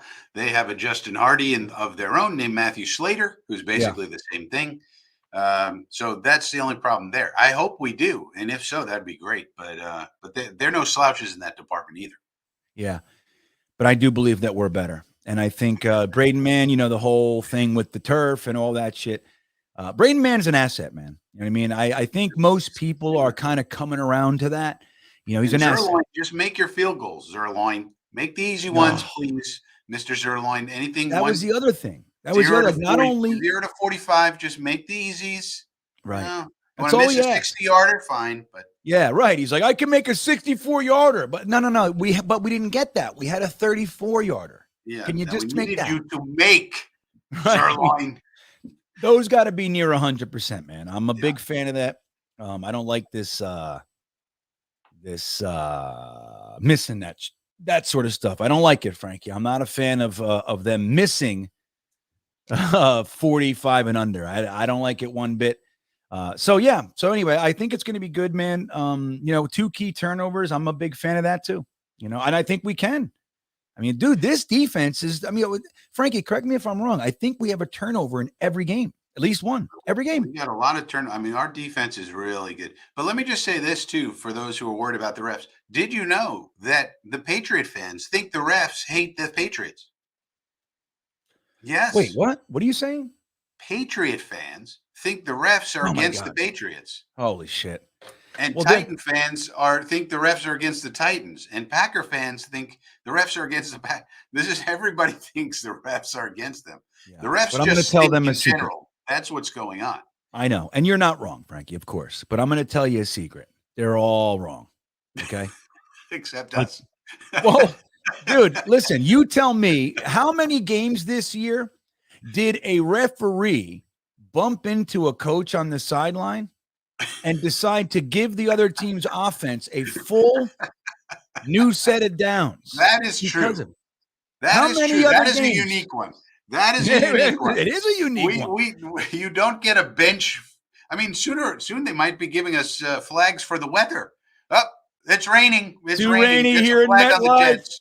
Yeah. The crowd was too loud. Flag entirely too loud. Well, wasn't there a game? Didn't that happen, Frankie, where they made the crowd shut up? Right? That's real. That's actually, I'm going to find it right now. Hold on. Maybe in tennis. Nope. NFL, bro. Hold on. Panthers crowd, crazy. Refs ask crowd to be quiet at football game. Jacksonville. Wait a minute. Hold on a second. I'll find it. This is it. Who the hell was it? That is offensive. Yeah, 11 years ago. Hold on. Let's watch this. I don't know what this is. Hold on. I remember it, but I don't remember what happened. So Chris KV, this is for you too. All right. This is part of your question. But dude, listen, man. I'm just gonna say this. How many other teams have the best offensive line in the league for 20 straight years? No sacks, very few sacks, very few penalties. And every time one of their offensive linemen leaves and gets a big contract and goes somewhere else, they all of a sudden suck. That's the Patriots O-lineman. Even Trent Brown, who's back, he was a big disappointment for them. Logan Mankins, all these guys, they're huge free agent signings, and they nothing but disappointment. They might be okay, but they're not like they were at the Patriots because they're not allowed to hold anymore, dude. Now, since Tom Brady, what about Joe Thuney? He's good for the Chiefs. Though you're right. He's an anomaly. Generally speaking. He's the one that broke. Well, I mean, a lot of it had to do with Tom Brady got rid of the ball quickly. If you throw the ball quick, your offensive line doesn't have to do much. Frankie, Hold on, let me show you this. Now, if there was a ref telling a football stadium crowd to be quiet, that would be offensive to me as a fan, and I would be louder. All right, hold on. Right. I know there's no way, but they were getting penalties, I believe. Hold on. I got to get this comment off. Yeah, hold on. Jets Forever wants the Titans to lose. Okay, thank you, Jets Forever. I agree. We need every AFC team. If they're playing an NFC team, they need to lose. Right? We know that. Unless it's the Patriots, unless it's the one game I needed the Bucks. I just, the Tom Brady thing. All right, let's see what this is. Let's see what we are here. In 1997, Barry Sanders was in pursuit of 2,000 rushing yards. What follows is a clip from the game in which he eclipsed that mark. In this clip, you'll see something that should never happen. Oh, I like this. Now, let me just hold on. This is from Greg Green 2 on YouTube. I'll give him a like. I'm going to give him a sub. If you guys feel if you like this clip, let's go support Greg. I got to be. Hold on. All right, so you hear the crowd is loud. Wow. Who are they playing? The Jets? Who is that? It's the Jets. No, it is the Jets. Come on, Frankie. It's always the Jets. But this is when we don't know I can't even believe it. Look at that douche. That's Neil O'Donnell. For all you guys that are young, this is the guy. I just want to give you one short history lesson. Frankie knows this. Jeremy knows this. Y2K knows this. Neil O'Donnell was the quarterback of the Pittsburgh Steelers. They made it to the Super Bowl, and he had a good year. He did. But in said Super Bowl, he decides, I'm going to throw two of the most ill-advised interceptions in NFL history to the same guy, a 12th round pick cornerback on the Dallas Cowboys named Larry Brown. Neil O'Donnell threw the ball directly to him. There were even cries of he was paid to do it. Like, it was so ridiculous and blatantly just bad. And Larry Brown ended up being the MVP of the Super Bowl because of this. The next offseason, the New York Jets decide that's our guy. Super Bowl. And we gave him, and at the time, we gave him $25 million contract, which was unheard of at the time. And so that was our guy. So let's watch this and see what it is. I'm embarrassed. I almost want to just shut it off because I can't believe I brought this up. But let's see what happens here. So this is Bill Parcells. He's like, hey, this is we can't hear anything. Can you believe it, Frankie?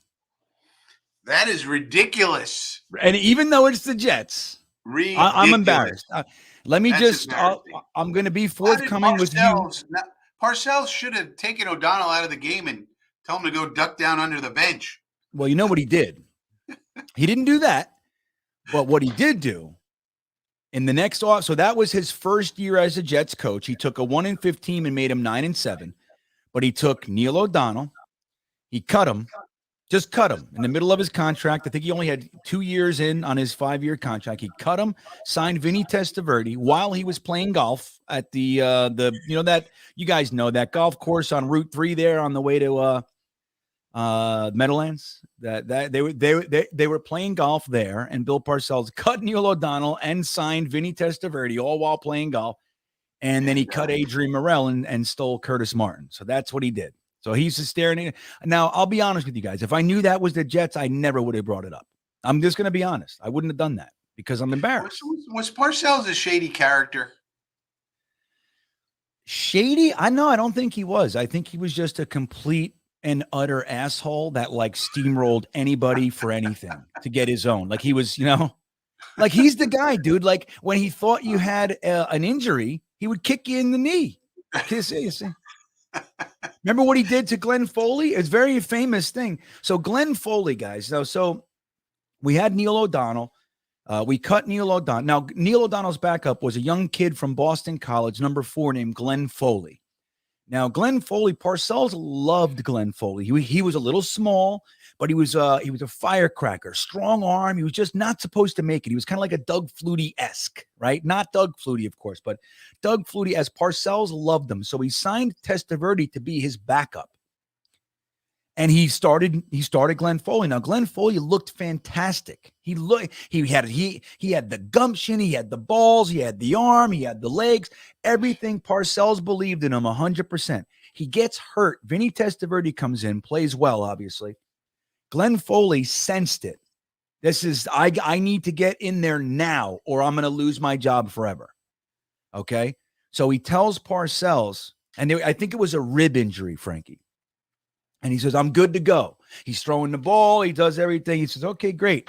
He goes, well, that's really good news. And he gives Glenn Foley a hug, and he fucking squeezed him. And Glenn, he was doubled over, and he couldn't breathe. And he doubled over, and Parcells said, sorry, kid. You can't come in. That's real. That really happened. Now, I might have a detail off here or there, right? Like maybe it was he kicked him in his balls instead, but something like that happened. But that's Parcells, like Parcells wasn't known for being a cheat. Now he might have cheated, but he wasn't caught. Like maybe he's just better than Belichick at it. But I don't think he was necessarily a cheater. Let's see where we are here. I got to get to some super chats. I'm sorry, guys. We're just kind of running here. We're running. Jeremy's yelling at me in the chat here. So yeah. So anyway, that happened. The Jets couldn't hear, and can you believe that though? Hey guys, we need you to quiet down so we can run a play. Like what? The Jets can run a play. Like how embarrassing! How it embarrassing is embarrassing for us. We can't do signals. Yeah. Now let me tell you something. I know clearly I watched that game. I bet you did too. Now we didn't retain that information for that. No way I retained that information. But of course we watched that game. I was probably like, yeah, shut up. We want to run a play. Yeah, this should be a library. This is a library in here. Right. What's going on? Who's allowing this? Tell them to shut up. That's why domes are banned. Football game. What is going on? That's why domes should be banned. Stupid stuff. I was still drinking too, Frankie. I would yell about anything. Thomas Cahill checking back in. Thank you, Thomas. Is this where I am, Jeremy? Am I right here? This is good. Thank you. 2 sacks from Jermaine Johnson. You know what, Thomas? I am wondering right now. Number one, I'll say this. Jermaine Johnson's sack, I don't think any other player on the team could have made that. Maybe a Bryce Huff. But I don't even, as much as I like Bryce Huff, I don't think he's quite as athletic as Jermaine Johnson. I don't think that's really up for debate. Burst and all that, he's got him on, but Jermaine Johnson is like a superior athlete, like all around, well-rounded athlete. I don't know if anybody else could have made that play, that sack on Josh Allen. I mean, Josh Allen makes money on that, being able to beat guys in that situation. But I'm wondering, Frankie, if Jermaine Johnson at some point this year can get his name into the running for the Pepsi Rookie of the Week, I'm wondering if our top 4 picks can get at least one Rookie of the Week. You think you think JJ gets 2 sacks? You think he can get up there and win one Rookie of the Week? Yeah, sure. I mean, especially if the sacks are impactful, if he's on the highlight reel, because of the sacks, then he'll be nominated. And if he's nominated, we're maniacs. The Jet fans will vote like crazy, and he'll win. So it'd be nice. Yeah, it'd be good especially get Jermaine up and going. But he's already exceeded expectations. He's been, what we wanted out of him. Well, I guess he's met expectations. Yeah. Well, I mean, obviously the injuries took him out. He was out 4 weeks. Yeah. He was out a minute, but he came right back in, and it was almost like good before that. He was playing good before that, and then they played well again. So you can see why they drafted him. They drafted him exactly for what he did. Yeah.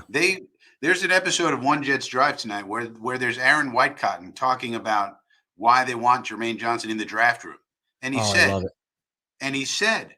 We play in the AFC East. The Kings of the East right now are the Bills. They have Josh Allen. We need this guy because he needs to go run down Josh Allen for the sack. That's Aaron Whitecotton on draft night, or right before draft time. When they're talking about who they want, and that's why they wanted Jermaine Johnson, and he went right out and did it. So you got to love it. So that's amazing, and look, and the fact that that's what he did, is so apropos, Frankie. Apropos, everyone. That is German, for anybody who's wondering. Apropos. At Slavic. Or Norwegian. We're not sure. Yeah, one or the other. Jet Show, Mr. Show checking in. What's up? What's up, buddy? It's good to see you. Glad you're here with us. I know Mr. Show is psyched. He's having a good time this season. Oh, is he going to get the flag? No, he can't get the flag on that one. Okay, so it's 7-6 right now.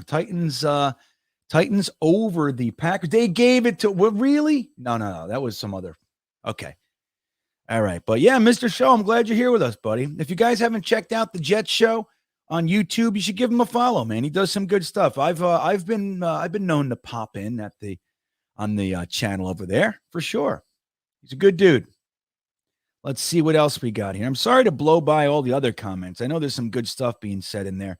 I see Mo Dean is in the house. He's even more stupid tonight than he ever is. Like he was saying something like, I don't know. I don't even remember what it was. It was like, okay, dude. Like I said, Mo Dean, I fancy you a higher level troll, right? Like at least you lean on facts. Like you skew them, that's fine. But at least for most part, you would lean on some facts. Now the last couple of weeks, you're really disappointing. Yeah. Really disappointing. Yeah. It's sad when a troll falls off their game. I mean, there's almost nothing sadder, Frankie. Yeah. I mean, Breece Hall going out for the season, troll falling on. It's like, it's hard to decide, you know? Let's see what else we got here. So I would say AVT. I love me some AVT, man. That was that day was a rough day when we learned. Oh my God, dude, what a day, right? That was one day. Now the good news is, you know what else we learned that day? Oh, we're trading for James Robinson. We're giving him the pick that we got for Blake Cashman. It was like, okay. Yeah, again, at least he salvaged it a little. Yeah. Right. Again, like I said that week, it's not like we didn't get third-degree burns, but somebody did walk in with a nice solve. And we got LDT back. I mean, think about it. You know, we got James Robinson to replace. I mean, you can't replace Breece Hall, but we got J Rob to come in and help. Now we got LDT to come in and help because AVT was out. AVT out, LDT in. Well, not bad. Yeah, right. And I liked LDT. I mean, look, LDT, while he was definitely not, an upper level guard, he wasn't like among the elites, but I see what is it, Jeremy? You got, let me see. He came in. All right. Thank you. I got solid. that. I mean, he's just solid. If you need him, he's solid. He's not, he's not Quentin Nelson, but he's solid. He's all right. Dom C, I see you. I'll get right to you, buddy. I'm sorry. Jeremy caught it. I appreciate it. But right, he was an NFL guard.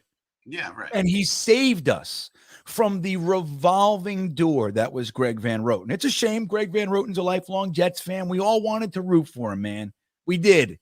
But we can't watch you get murdered. And our quarterback has 1.7 seconds before contact. Like before, I'm not contacted. He's such a good guard that Greg Van Roten went to the Bills, and the Bills changed him into a backup center. That's how good he is at guard. Yeah. So that's all you really need to know. Well, and the wisdom of the Bills with that, like people were saying that we were using that initially, like the Jets let Brian Winters go and the Bills scooped him up and people said, see, man, the Bills know what they're talking. Joe Douglas, blah, blah, blah. And he's gone. And then we did it with Wesley Johnson. We cut him and they signed him and he's gone. Then we did it. There was one more before Van Roten. Oh, no, it was first. It was Spencer Long. So, and like Jets fan, like we were using this as a reason to say like, we suck. But they didn't make it. Not one of these. They have signed an offensive lineman that we cut every year for the past 4 or 5 years. Every year. I don't know what that's all about. But with Van Roten, I mean, they literally turned him into a backup center. He's their backup center. Yeah, but I can't wait till he comes in. I wish he would come in when we play him. You know what I mean? You could turn him into whatever. Hey, they turned him into a level 3 wizard. Oh, yeah? Good. Fucking put Quinton Williams over the wizard. Let's see what happens. You know what I mean? You can turn him into whatever you want. And look, again, like I'm not throwing stones at the man, right? I'm not. But LDT came in and it was an immediate upgrade. Yeah. We could run the ball. The ball. Yep. God's sakes. Yeah. Yeah. So Shivanasu Prasad, Lima Bean checking back in. Thanks, buddy. He says the refs give the Pats benefit of the doubt calls. Their O-line gets away with a lot of holding, and many hits are too rough for them, but not for us. Well, and that's, like, I think you're right. Now, I do think it has settled a bit since Tom Brady. The NFL was clearly protecting Tom Brady. I mean, dude, they made a rule. When they made a rule based on a Tom Brady play. It was called the Tuck rule. Most NFL people lost their minds. How could you possibly? It sucks. And they ended up changing it. Did you see the Tom Brady he was talking? I think it was Charles Woodson, because he was they did like an on the couch interview together, and they were talking about the play, and Tom Brady finally said, "Well, it might have been a fumble." It was definitely a fumble, but according to the rules at the time, the ref was right. Like, by any logical standard, it was a fumble. But they had the stupid rule in the book, and the ref was right because the stupid rule was in the book. That wasn't a Brady rule. They changed it, because of Brady. But they had that dumb rule where if you were attempting to tuck it under, it was just stupid. Yeah. Oh my God. He was attempting to tuck it. Therefore, a fumble can't. Yeah, it was ridiculousness. So sacks didn't count and fumbles didn't count. It was craziness. Yeah. So, but yeah, so you're not wrong. I mean, and look, I've been screaming it for 25 years. I'm just telling the Lima Bean here that everybody thinks this. If every fandom of every team thinks the same thing, you might want to understand that your perspective is a little off. Yeah. And we can't leave it to the refs. Okay, let's assume the refs are against us. Okay, well, we got to beat the refs too then. We got to beat the Patriots. We got to beat history. We got to beat the refs. We got to beat weather. We got to beat the crowd. We have to beat the broadcasters. We have to beat the television schedule, the schedule makers. We have to beat everybody. It's the Jets versus everybody. That's all it is. And we have to beat everybody. It's the Jets versus everybody. That's the way it is. And we can't complain about it. I love it. Now, Frankie, did you hear my crowd cheering for you? All right. That's how I feel. I was getting pumped up. Yeah, you're like, you know what? Yeah, right. That's good. But you know what? And Lima Bean, again, like, I agree with you, but I gotta say, he's right. Every single fandom says that. The refs were terrible in this game. Even when, like, there were Patriot fans complaining about the refs in our game. Yeah. You know what I mean? So it's one of those things, but yeah. So Dom C, what's up, buddy? Thanks for checking in. Thank you for the super chat. He says, we played a lot more of man-to-man last game versus the Pats. Opens up the middle level for all those crossing patterns. If we get home with 4, we can sit back with 7 and force Mickey Mack to beat us. And that's the way. That's the way to do it. And I think Bill Belichick knows, Dom, and you can correct me, he's pretty much sacrificing he knows that, like, his wide receivers are, for the most part, going to get taken out. It's not about that. That's fine. That's where the whole decoy kind of thinking comes in. It's like, you know that, okay, they're going to take this away. They're going to take that away. But what I'm going to do with that is this. And that's kind of how the great coaches are able to manage the games. And that's, what we hope Leflore can continue to do. It's what Ulbricht in some fashion has been able to do. And look, we've seen some real peaks with Leflore being able to set teams up with certain thinking, and use some of their tendencies against them. And I think it's fantastic. And like Dom C said, if you're able to make it so Mac Jones, or Mickey Mac, as Dom C said, if you make it so he has to be the one to beat you, they're at a disadvantage. And we've seen teams do that to them last year. Like, when they get behind and Mac Jones has to carry it, he can't do it. He struggles to do it. I'm going to say he can't, but he's not the guy. That's not the situation they want to be in. And what do you think, Frankie? You think you got anything to add to that about, what we were doing last game and maybe what we're going to do this game to kind of ebb some of that stuff? Well, I think it's interesting. I was just trying to look up the percentages. Generally speaking, we're about an 80% zone team, but I don't know what exactly we did against the Patriots. So if Dom has, where can I look that up? I'm always trying to look up zone versus man. I find it very fascinating. Generally speaking, we are about an 80% zone team. So I don't know exactly what we were doing against the Patriots. I don't know why we would go more man-to-man against them. There's really no reason. I mean, so I don't know. But yeah, then I mean, our safeties are very important. I mean, Jordan Whitehead and LaMarcus Joyner have to have really good games, as well as the linebackers, of course, as always. But they're really good at middle of the field. I mean, attacking the middle of the field, regardless of Totally. what you're in. And if you take that away, they'll use the flats. So I mean, they love the underneath stuff. They really do. Mac Well, Jones loves that. right, and that's where he's strong. That's where Yeah. he's strong. Like Mac Jones is very good at just kind of doing what you need him to do, Yeah. playing within And the he can system. throw it downfield. Like he can throw the ball, down the field. He can try it. He's not great at it. And with our coverage players, our Sauce and DJ, I don't think they're going to really try them too much down the field on bombs. So yeah, I mean, probably the tight ends will be key. Hunter Henry and Jonnu Smith for them. If we can hold them down, we'll be all right. Probably. Yeah. Now I see a comment here real quick, and thank you, Dom. I want to just take flight. Is mentioning the game where Zach had his helmet ripped off. Remember that one? The Yeah. good news with that one, I actually have that in picture form here for you guys. I'm going to show you guys that in just a second. Here it is. The good news with that is that, like, Zach, we had numerous times where he was brutalized and no penalty flags. And we saw it this year too. We're seeing it this year. The good news with that one is that, they called the penalty. Yeah, and What's even that? with that one, I want to see our teammates respond. Yes. That type of thing. If this happens again, this type of thing here, this seemed like, more of a got your hands under the thing. But if this happens, I want to see a reaction by the teammates, regardless of the intention of the defensive player here. I don't know what I don't know what he's doing, but, I want to see the teammates respond. That's what I would be more about. The refs are going to do what they do. They blow calls. They make terrible calls. That's what they do. It's every game in the NFL. It's a problem. I don't know how they can fix it, but I know how they could. Frankie, what do you think about the whole thing? Like, why aren't the referees full-time employees? Like, what is this? well, I'll tell you why. I figured that out. You did? I thought that might be a good solution, but if you think about it, if the referees were full-time employees of the NFL, Yeah. how many people do you think would say the referees are in the tank one way or another for the NFL? Like they want this team to win, they want that team to lose, Yeah. they want this team to cover, they want that team to cover, they wanted this, for all the betting and all that.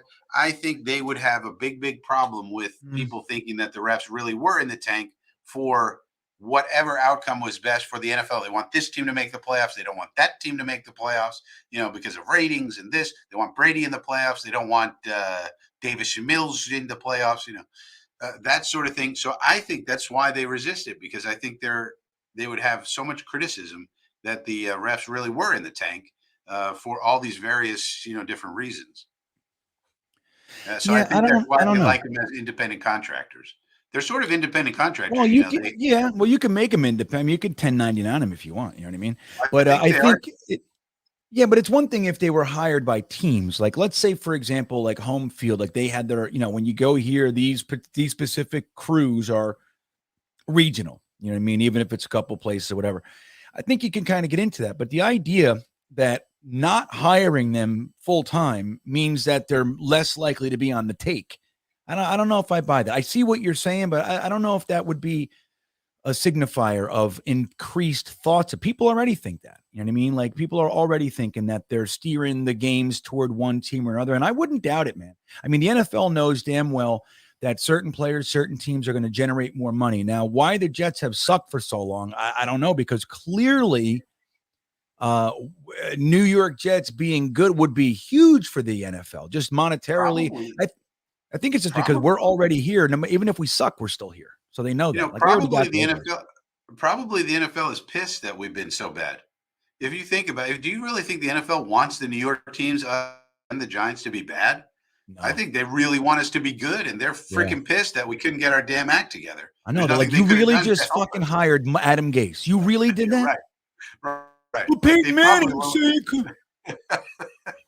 they were probably like, are you kidding me with this? We need you guys to be good. It's so much better for the NFL for us and the Giants to be good. So much better.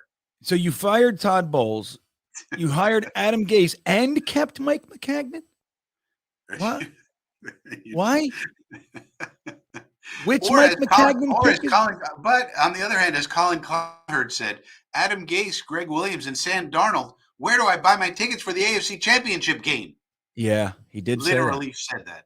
Yep. Dark Soldier checking in, buddy. Thank you. It's good to see you, man. And thank you for the super chat. He says, in regards to the pick six, my thought is on a rule change. If a quarterback throws an interception and then a late hit is called, I think this means TBC. like you What is don't call it TBC? back. I don't know, but I think this means you don't call the play back because the late hit happened after the interception. Right. Correct. So you could say, okay, we're going to enforce this on the kickoff, or you Or could have a system. What about a card system? You could have a system where, like in soccer, if you repeatedly do this, it's like you go from a yellow card to a red card, whatever it is. I don't know, but like you could just penalize the player himself. Yeah. And if you get 2 of these in a game, you're out of there. That type of thing. It doesn't have to be called a playback. But yeah, like what does the idea being though that the late hit had nothing to do with the play. Like he still threw the pick, it went all the way, it did, and then you hit him late, so you could still call a penalty, but it really shouldn't call the whole play back because it had no effect. And even if Frankie, even if the interception stands, but maybe the result something you took a player out who could have tackled him or something potentially. Right. Yeah. So the interception I agree with that, Dark Soldier. I mean, I really do. This is where the conspiratorial thoughts come in. It's like, okay, well, he didn't throw the flag until it was 100% going to be a pick six. Like, yes, he'd already intercepted it, but he was like taken off. There were still guys chasing him, and then he was gone, and then they threw the flag. And it's like, no, the hit happened after the interception too. So there's that. You could have not called it, or you could have. There's so many calls that are 50-50. Every pass play you could call pass interference on. Everyone. Every pass play you could call holding on the offensive line. You could call holding every play if you want. Yeah. Now, Fat Gandalf, I'm sorry, Frankie, continue. I didn't mean to jump on you. I was going to say it's tricky just because you could, how many people are upset about all of the times they think Sauce Gardner committed pass interference and he shut them down, and all the entire fan base of the other team says that's a pass interference. Denver and this one and that one, every single one. And you could look at it and go, if they called it, you wouldn't argue that much. We'd be upset, but you could see it. I mean, it's the same on every damn pass play. Yeah. I mean, and then there's the whole Sauce Gardner thing, which we'll touch on in a little bit. It's amazing what he's been doing, but it's fucking terrifying. They can call that. They can. A lot of those plays. And Mark Andrews, one in particular, I thought could have been called. But because he doesn't turn his head. One thing he doesn't do sometimes. He doesn't do it. But then it's like crazy. He's watching the eyes and he sticks it. He like blind. There was a Buffalo thread that I jumped on Twitter the next day. Literally, they were complaining that interference is blocking the guy's eyes from seeing the ball. That's interference. Nope. Like, no, that is. How is that not interference?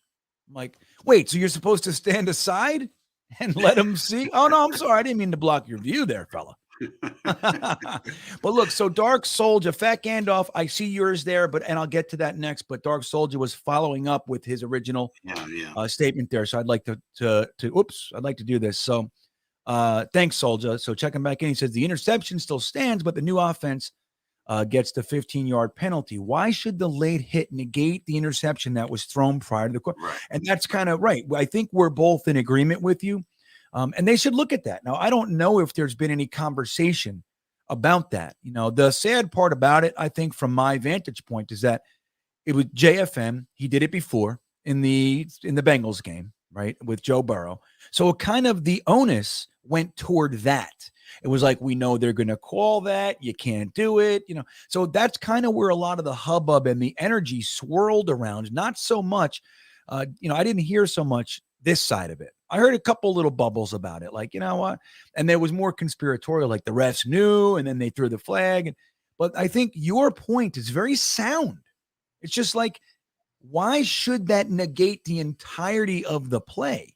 And we see that stuff all the time. Like if there's an interception and then there's an illegal block after the pick, it's like they don't, sorry, Interception doesn't count anymore. No, they go, all right, it's 15-yard penalty. But you know what? If you really want to protect the quarterbacks and you don't want these late hits, penalize the player. Where it's like if you do it twice in one game, you're out of the game.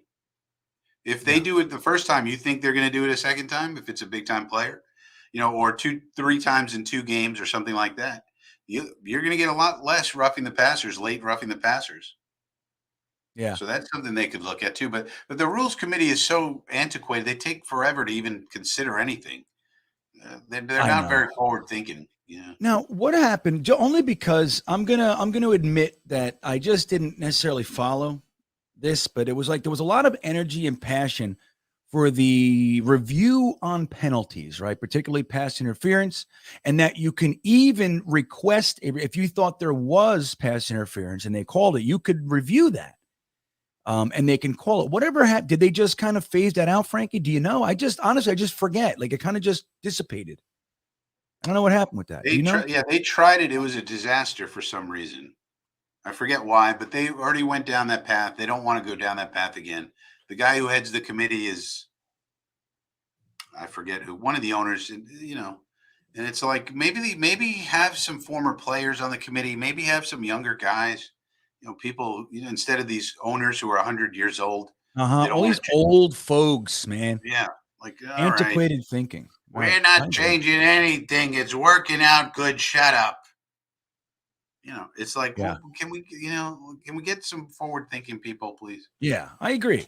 Now, look, I'm a big fan of the old wizened, panel of elders. But get a mix. I think we do need to respect like the acquired wisdom of years of experience. At the same time, when the guy's 86 years old, has $17 billion and sits in a chair made of gold bars, it's just like, maybe we can get somebody who's actually involved. You know what I mean? He flies in on a helicopter. He flies out on a helicopter. It's like, well, who is this guy? Going back to the jacuzzi, my jacuzzi bed. You know what I mean? Whatever it is. I don't know. I'm going to sleep on my silver doubloons over here. The doubloons. All right, Fat Gandalf, here you go, buddy. Thank you for the super chat. He says, do you think that Belichick's praise of Mosley was his way of saying he's putting CJ in run-pass coverage conflict situations? Can I be real honest?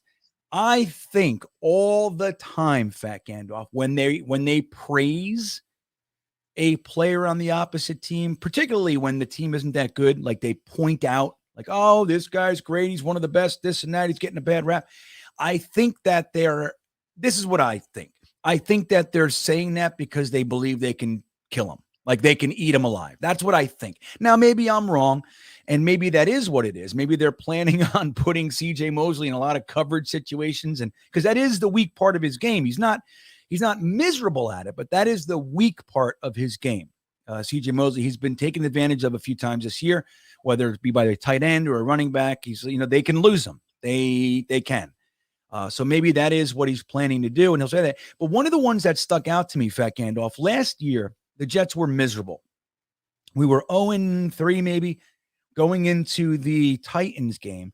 Vrabel said, this D-line is probably one of the best D-lines we're going to face all year. And I remember thinking, oh, stop it. You know what I mean? Like, you don't need to be that boastful. And then we ended up getting 5 sacks and limiting Henry. I mean, only got 100 and whatever yards, but we definitely limited him. And it was like, holy shit, like he was serious. You know what I mean? Like we really came out and played a good game. So I don't know. I think it goes both ways. What do you think? You think Belichick is just kind of sneakily saying like, kind of tipping his hand a little bit, I'm going to eat CJ Mosley alive kind of a thing? No. I mean, what he said was 100% true. He talked about CJ Mosley getting us right all the time, which is what he does. CJ Mosley is one of the smartest football players you'll ever meet in your life. And that's just the way it is. And anybody who knows anything about what's going on knows CJ Mosley, very smart, FBI. And that's what he does. He's essential for us. And so Belichick was just stating the obvious. Yeah. So there you go. Maybe it's just face value, Fat Gandalf. I say, don't look a gift horse in the mouth, right? You don't have to find something about everything. Now, again, I have that motor running. I am Now he'll always try to put. Of course, he's going to try to put our linebackers in conflict. That's what you do. That's called offense. Like, of course, yes, What? he will. No. But it's not because of said. It's because that's what you do when you're running your offense. I don't believe what Frankie's saying is accurate. I don't think that's the design of offense. I don't think that they're trying to be mean to our linebackers, trying to hurt everybody's feelings. Sky C, thank you for the super chat, buddy. Thank you. We appreciate it. Hey, Greenbean and Frankie, this is my favorite weekly show. If our Jets keep winning, you might have to adjust the title of this show. I truly believe Leflore is going to unleash everything he's got, and we will respond with smart revenge. Well, number one, thank you. You know, clearly we're big fans of this show too, right, Frankie? We like it. I think we're. But why would we have to change the title? We're in the thick. Know. You could be in the thick of anything. Yeah. Why? That's a great question. Why do we have to change the title, Sky C? What is that? Yeah, we could be in the thick of a winning streak. We could be in the thick of, great times. We could be in the thick of high praise from Coach Belichick. We could be in the thick of, just about anything. Yeah.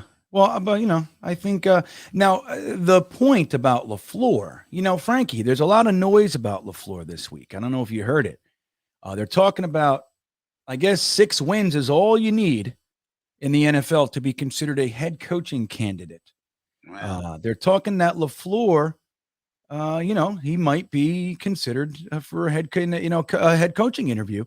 I don't know. I mean, I think he's doing a good job overall. I think he's got a lot to be desired. I mean, I think he's stubborn. I don't like the empty backfields on third down. I don't like how resistant he is toward using certain players. But we don't know the true full story about that, right? We don't. But from the outside looking in, it looks like there's a lot of stubborn kind of stuff going on. But the truth is he's doing a good job. He has shown that he is a very effective offensive mind. Like he has a lot going on. Now, a lot of it looks like Shanahan, and I think that's to be expected, right? But I don't know. I think unleashing everything, I don't know if I ever expect that from Leflore. I think he's kind of calculated. What do you think about that, Frankie? How do you view, like, number one, what do you think he's going to do this week? But do you think he's a head coach candidate this year? You think that's a little early or what? I do think it's early. They put out a long list of all the sort of like, here's all the names to watch, and he's on the list. Even on the list, they put it on NFL.com, I think. But even on the list, it said, well, he's probably a few years away, which I would agree with. Yeah. But also on the list were, by the way, Coach Rutenberg and Coach Calabrese. They didn't have Coach Middleton, which I think was an oversight. I know. Weird. How can you not have Coach Mid? I mean, that's an oversight. But yeah. But so he's on the list, but it was a long, long list. It was a very long list of all the assistant coaches who could eventually, but he's on there. But I would say he's, number one, he doesn't have a track record of success as an OC yet. This offense isn't exactly lighting up the league. I got news for you. We got some wins. That's great. We're 6-3. Wonderful.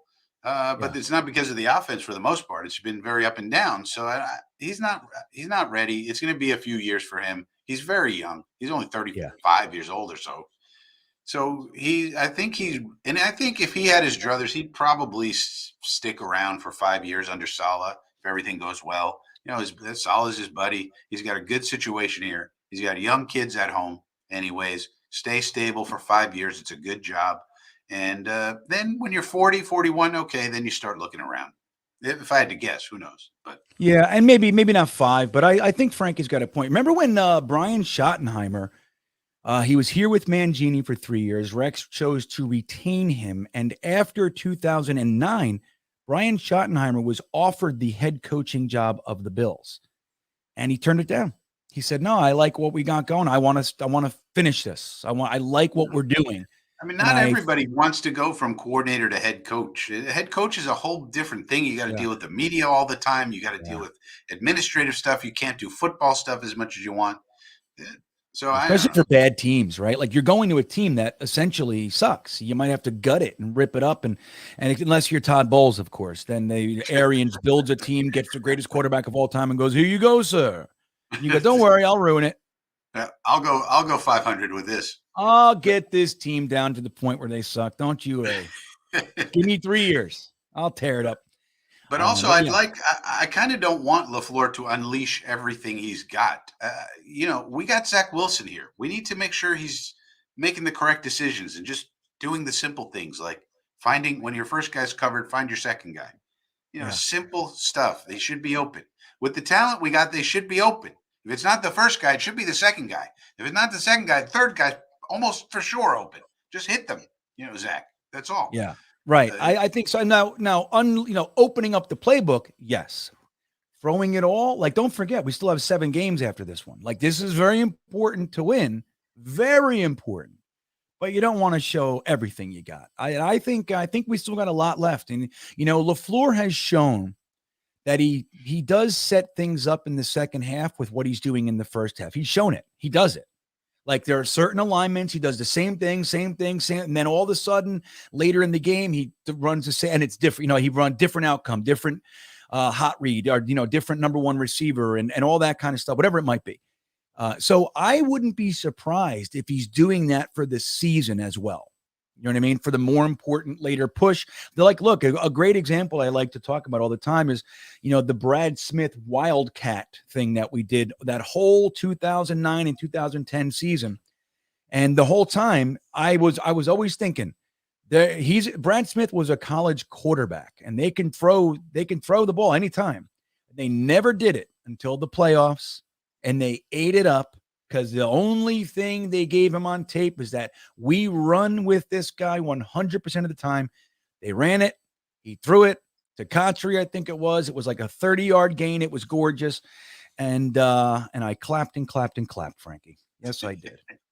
We might have a trick play or two. You never know. Yeah. But, generally speaking, I just want the offense run, efficiently. It's really right. That's what I want. Agreed. Jets New York 102. Thank you for the super chat. If we win, we need to think about the number 1 seed. If we win this game, we're up there with it. I mean, there's a few things that need to happen. The Chargers. What's that? If we win the game today, Sunday, we're in first place. If we lose, we're in last place. 4th, right? And that's just AFC East. That's how tight it is. But even throughout the AFC, man, like, look, dude, if we beat the Pats and we're 7-3.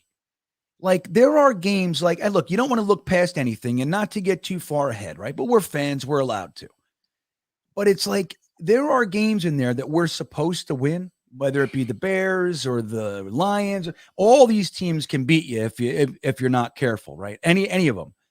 Yeah. But there's games that we're supposed to win. So if we beat the Pats, and let's say we win the ones we're supposed to, that's already 4 games. That gives us a 10-win record right there. Right there. I do think that's good enough to get in the playoffs this year.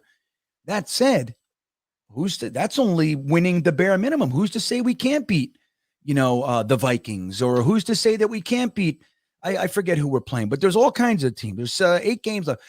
Let's say we win 5 of them, Frankie, 6 of them. Why not? Why can't we win 5 going out and get to 11, get to 12? And there is competition going on in the AFC. There's a very real path. If we can stay and, take care of our own, there's a very real path to getting, a home playoff game, a first round bye. It's real. Now it's unlikely, but it's real. It's there. It'd be amazing. That would really be something. I mean, let's just hope we get into the playoffs. I know. Let's hope we beat the damn Patriots. I couldn't stomach it, Frankie. I don't want to be here with you guys next week going, I can't believe if Zach just didn't throw 5 interceptions. You know what I mean? if he throws 5 picks, holy smokes. Now, I heard that Dom C corrects himself here. So, Dom, I'm going to try to get yours. Okay, there it is. I see it. Reference. Okay, good. That's good. I'm going to check that out, Dom. All right, Frankie's all over it. Now, Dom C, thank you again for the super chat. And we appreciate it. He says, Frankie, this is for Frankie. So let me read it out loud, and then you and Frankie will have a little nerd fest. Okay, here we go. Week 6, 53%. And he corrected it, Frankie, to week 8. Okay, and I'll bring that one up, and that's right here. He says, week 8, my bad. Thank you for that one too, Dom.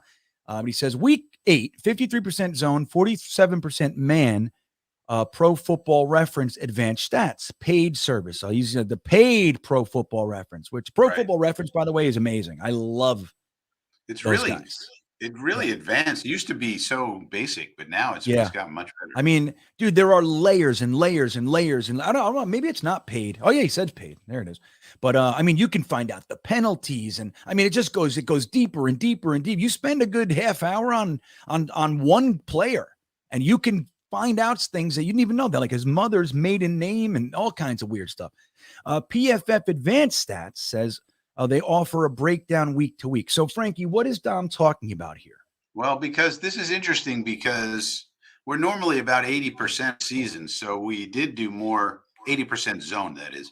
So we dropped it down all the way to 53 against the Patriots. And you have to wonder why we did that. And I don't know why. You would think you'd want to, well, I don't know. I have to think about it. But was that to confuse them for this game? Are we playing, higher level thinking? Well, I think they probably just thought we can cover these wide receivers with our corners. We don't need to help them. So let's stay one-on-one on the outside and try and curtail the. They probably wanted to try to cover the tight ends better, if I had to guess. Yeah, but I don't know. It's interesting. Yeah, I mean, it's right. I mean, like, you wonder why, Dom, right? Like, the tendencies of the team. Like, you want to be a team that has an identity, right? Like, you definitely want that. You want an identity. At the same time, you do want to believe that your team can adjust when they need to, in order to appropriately combat a particular team's strengths and exploit their weaknesses, right? We want that as well. So they both apply. But I would be curious to learn why it is. Well, it's the same thing. Like, look, the Patriots, their weakness on the defense is the run, their ability to defend the run, and particularly quarterbacks running on them. So there was numerous opportunities. But so we decide that game to drop back 44 times, run the ball 14 times, and Zach Wilson, instead of running forward, decides this is a game I'm going to run 12 times backward. So, like, why? Why did Leflore, looking at his young quarterback, and say, look, he's clearly a mess right now. Now, he started the game fantastic. He's clearly a mess. Why not lean on the running game in that instance? It's not like we were down 3 scores or something. It's not. That wasn't the case. So I don't know what it is. Sometimes you wonder what the thinking is. And here's the other thing. They can make mistakes too. They can go, looking back, maybe we thought we saw this, and it wasn't that. You know what I mean? That's a chess match. Yeah, right. And you think, maybe interesting. We'd have to think about it as to why. Yeah, very interesting though. And Dom, this is where Dom C is. This is where he sits up late at night, Frankie. This is what Dom C's thinking. Like, if you guys were able to, like, peeping Tom Dom C late at night, he'd be literally thinking about 53% to 47%. Like, why the fuck did they? That's what he's doing. Or he's watching the all 22 going, oh my God, look at that block.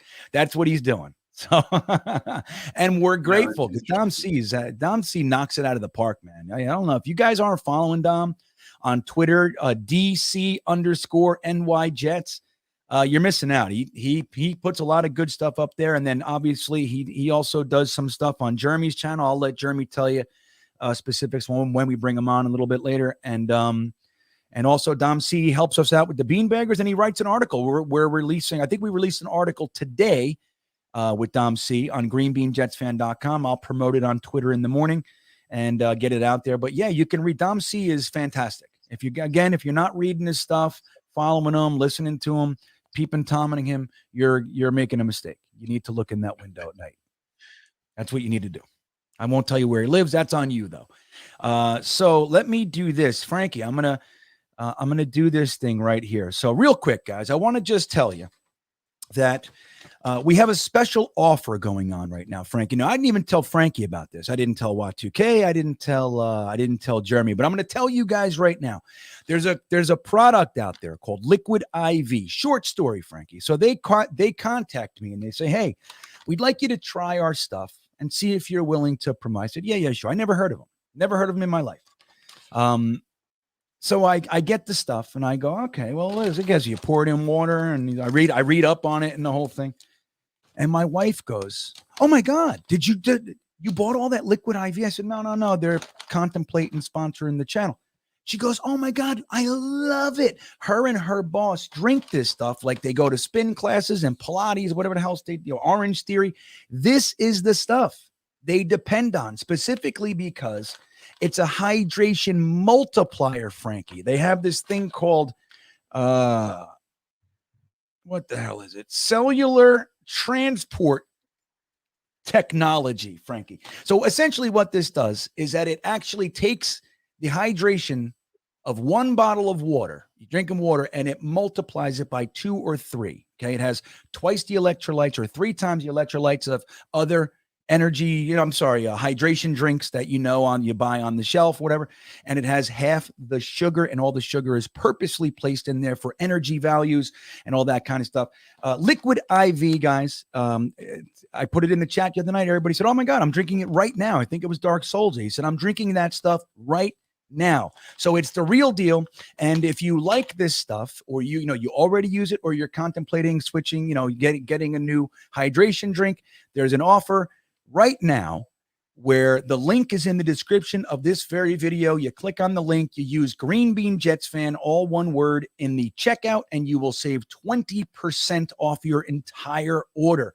So there you go, Frankie. Liquid IV, the hydration multiplier.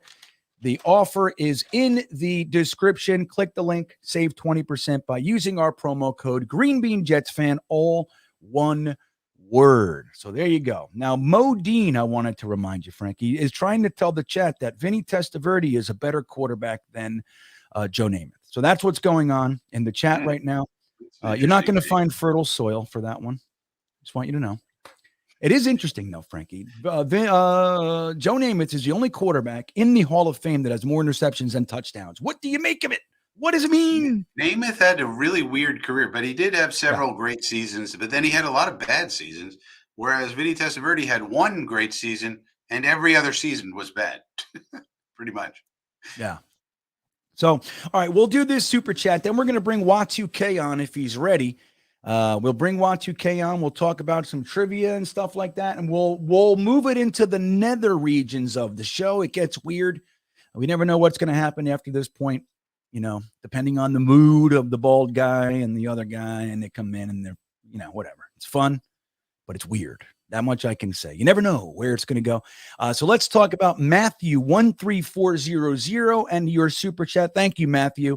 He says, "All I'll say is if there is a playoff at MetLife, I will extend 2 of my seats to both of you at face value. How about if I give you 2 packets of liquid IV? Now, what are you talking about? The only thing you'll have to see besides the game is me going absolutely ballistic. JETS. Well, number one, thank you, Matthew. I think that would be fantastic. I would love to do that. Frankie has yet to be at a home Jets game. So that might be something you want to consider, Frankie. That might be a pretty cool offer if we could all get to the stadium for a Jets home playoff game, man. I mean, let me tell you this. In the event there's a home playoff game, I am going to do everything in my power to make sure that I can peel off for a couple of days and get up there, Frankie. Would you consider such a thing? I would consider it. There you go. Well, Matthew, thank you, though. Thank you for the offer. It's just so great. You guys are the best, man. You guys really are the best. I sincerely appreciate you making that offer. But like you said, all you're going to say, at the bare minimum here at the ground floor, we're going to lose our damn minds. The last home playoff game we had was what? The Colts, right? Wasn't it the Colts? So long ago, even our remembrance can't even remember it. I could be wrong. I think it was the Colts in 2002, 2003, one of those. And the one that I went to, the last playoff game I was at was 1998 against the Jacksonville Jaguars. Keyshawn Johnson had 2 touchdowns, a rushing touchdown or something like that, and he had an interception, Frankie. Keyshawn that's a generation. That's like a whole generation of people born, and there's no playoff at all. No home playoffs. Nothing. Just Nothing. abject failure and misery, and Yeah. it's a barren surface like a earth. It's terrible. Yeah, it's crazy. Like, think about that. From 2002 to now, that is 20 years. There are people in this chat, diehard Jets fans. They got hair on their face. They got jobs. They vote. They vote for the president. Beer, they drink. Yeah. Or some of them, maybe they just turned 21. But right, they can drink. They can legally snort cocaine. They can do all this stuff. They could smoke a cigar. They could smoke some cigarettes. They can walk into a cigar bar, a J&R cigar bar, and say, hey, I want a snifter of brandy, and I'd like a Macanudo. And I go, yeah, sure, sir. Think about that. And they have never seen a home play, never seen a playoff game. I mean, well, yeah, I guess we made it to the playoffs, but they've never seen the Jets good enough that we had a playoff game in our house. Never. Crazy. And there's only been 2 years of playoffs in there. 2 years since then. 2 years of playoffs, I think. Man, we sneak in there this year. We got to get in there. And think about it. If we made the playoff year 2 of the rebuild, how much ahead of schedule are we? I mean, that's crazy. You shouldn't be making the playoffs in year 2 of a rebuild. I hate to tell you. So we would be way ahead of schedule. Oh, my God. Tell me about it. So I just want to point this out. We're going to bring Watu-K in about 30 seconds. And we'll bring Jeremy on tonight as well if he is interested. I just want to point out there's kind of a little love fest going on about Liquid IV in the chat, right? Fat Gandalf says Liquid IV is good stuff. It came in handy when I was hiking in Zion National Park last year. That's, it's funny. I meant to mention that, Fat Gandalf. It's not only big with like the gym rats and the workout people. One of the places that it's really effective is hikers. This one lady that we know, she does a thing. I forget what it's called, like the 22 or something like that.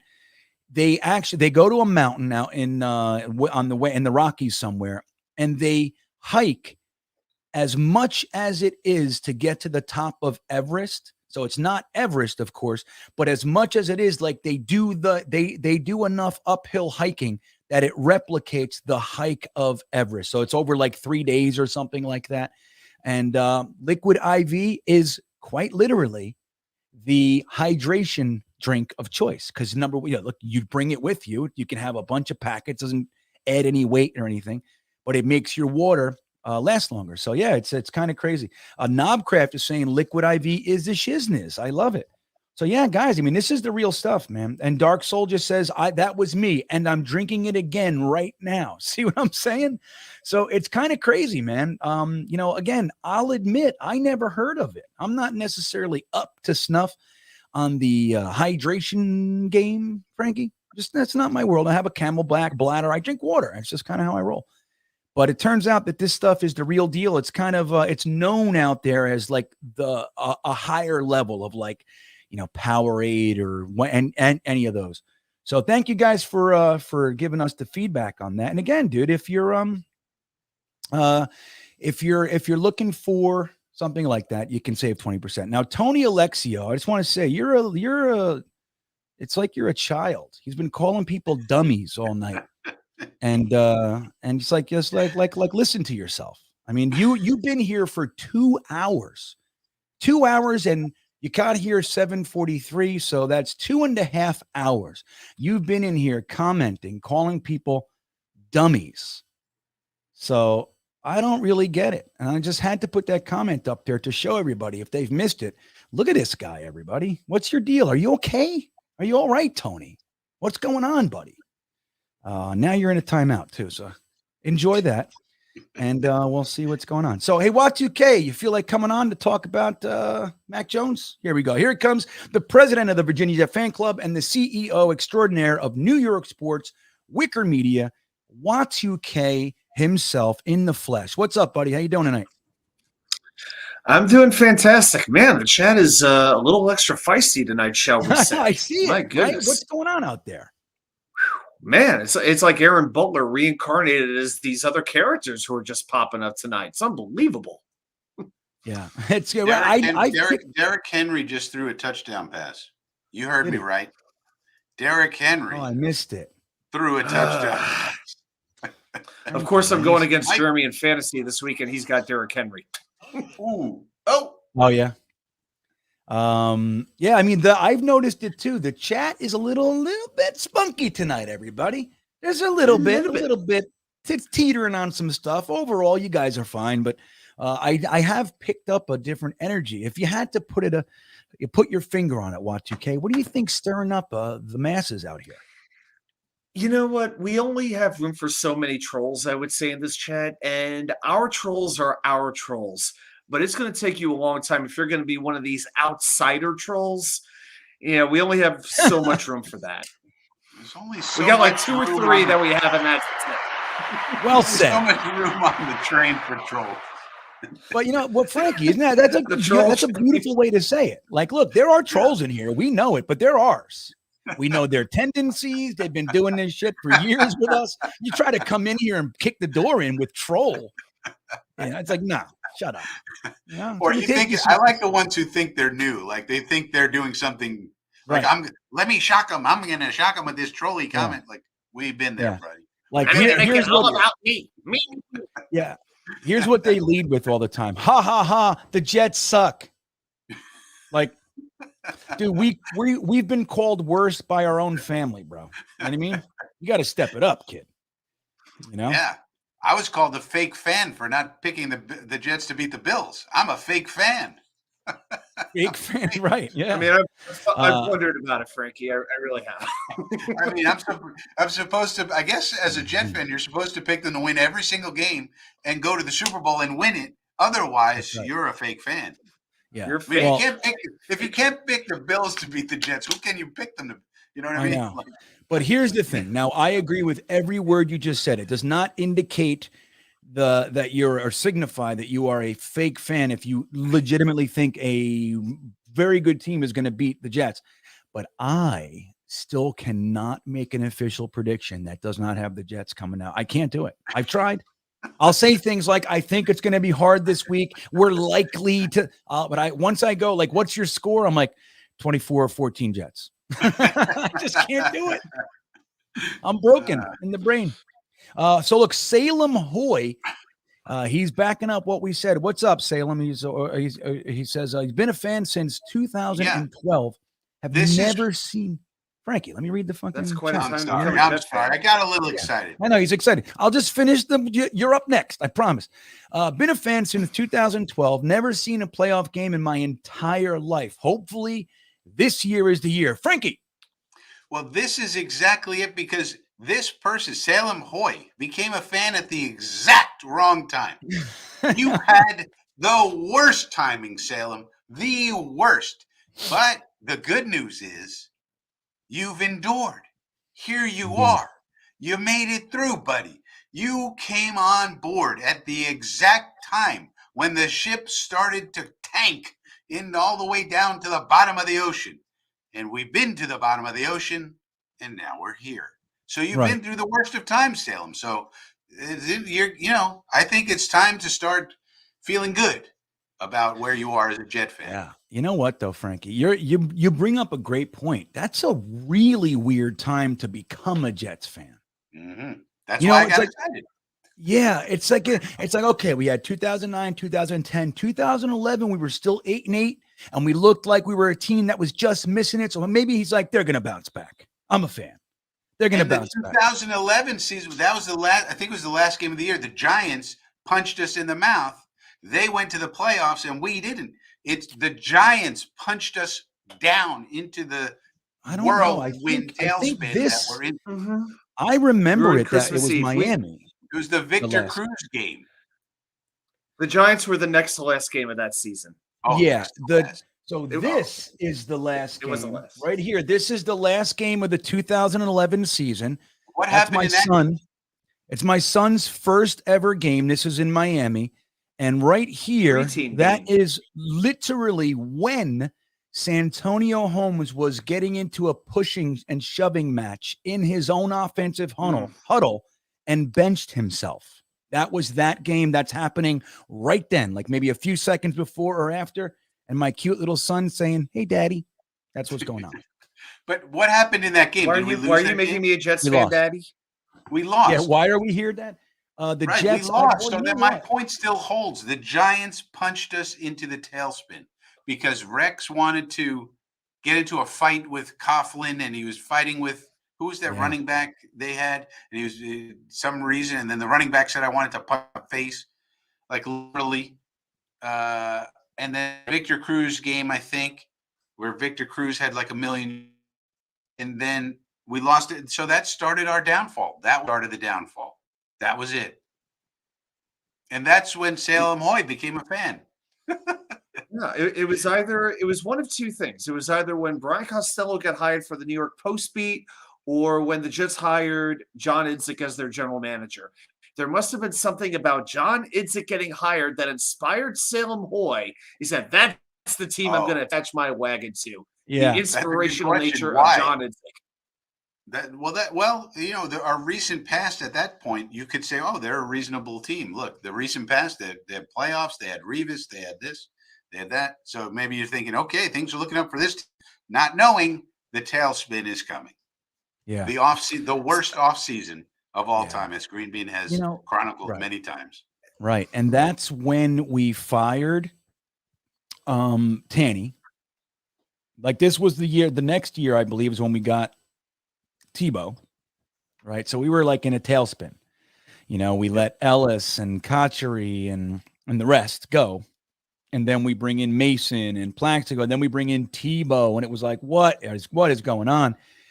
Then we started the Idzik stuff. It was crazy, man. Like all we had to do was just stay put, keep the large portion of our team together, and just draft. Bring in some new young blood at some holes, and that was all we needed to do.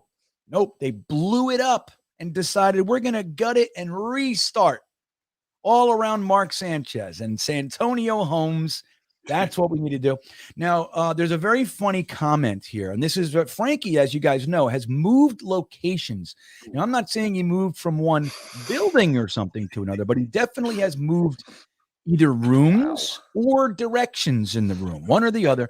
And behind him, to Frankie's right, to our left, Knobcraft noticed something. He says, anyone morose enough to hang Edgar Allan Poe on his wall is dedicated to the sorrow the Jets provide. Knobcraft, that is without question your finest comment, period. That is gorgeous.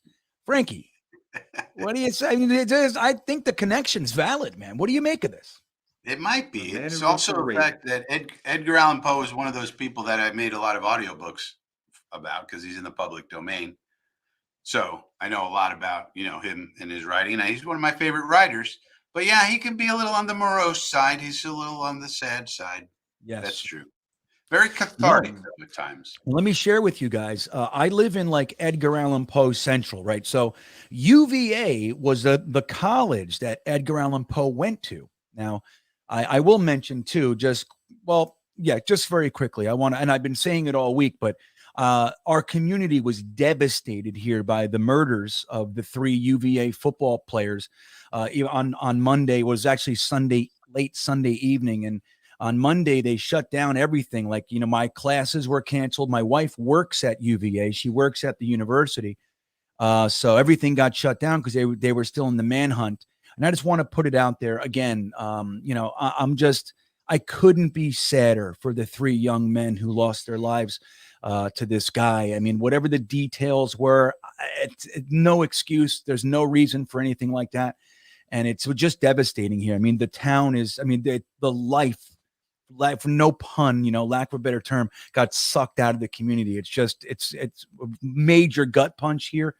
And I'm devastated. And I saw a comment today by DeBrickashaw Ferguson, one of our more prominent UVA draftees. And we also had James Farrier, I believe, is from UVA. And as well, we have one right now called Bryce Hall is on our squad, and he is a UVA alum as well. So again, just officially from GreenBean, the rest of the guys here couldn't be sadder. And we're with you. Thoughts and prayers, as they say. Devastating. But that university, Frankie, is where Edgar Allan Poe went, and they do a good job. His room, Edgar Allan Poe's dorm room, is displayed. So they have like a plexiglass wall where you can look in and see like where he slept and his little desk and the whole thing. And they do that there. And if you hit, like, there's a button, it'll read stuff from Edgar Allan Poe, supposedly stuff that he wrote while he was there. And then in Baltimore, where my wife's from, they have the Edgar Allan Poe house, Frankie. I think you'd love it. Yeah, the Edgar Allan Poe. And that's also where his gravesite is in Baltimore. Right, right. So the Edgar Allan Poe house is in a very, very troubled area in Baltimore. There's actually police outside if you want to visit it because you can't leave your car. So the police are there. But Frankie, and Y2K for that matter, but when you go in the house, it's so small that when you go up the stairs, you have to kind of almost like use your hands, like to climb up the stairs. It's like a ladder-esque, but it's like you can't stand up in the walkway up to the upper level. It's like so tiny and small. But it's crazy being in there, where Edgar Allan Poe is. Edgar Allan Poe is one of my favorites as well. And I thank Knobcraft for bringing that up and just peeling back Frankie's onion. Just a touch.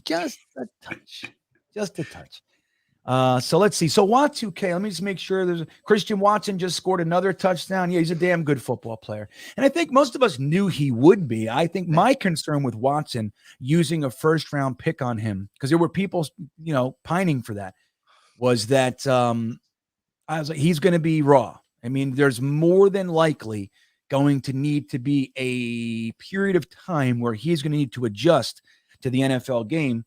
But he's doing well. He's doing really well. I mean, he's a super talented kid. 2 touchdowns tonight. But anyway, so let's go with Y2K, everybody. We're going to start our trivia for tonight. Y2K, as you know, is the trivia master. He does an excellent job of digging up secret, hidden, obscure facts for us to have trivia questions about. That's all Y2K. He does it. And our rules are as follows. Y2K will give us the question. He then starts a timer of 4 minutes. We have to answer the question within 4 minutes. And we beg you, do not use a search engine. Anybody can look it up, and anybody. Let's try to be above board here. Honor system. Let's not use the tool that's right at your fingertips. And let's see if we can get these answers by ourselves with our own minds. That all said, Y2K, you are up. All right, here we go. So last week I was able to get you with that Derek Mason question. So I decided to not ask for 4 names this week. I decided to ask for 3 names. So a guy that we've been talking about a little bit is CJ Mosley. Gunny gave away a jersey, an autographed Mosley jersey that Jeremy wound up winning. So that kind of got me in the mood to do a CJ Mosley question. Okay, yeah. I came in 3rd, and I'm probably getting like an Elijah Riley jersey. Who knows?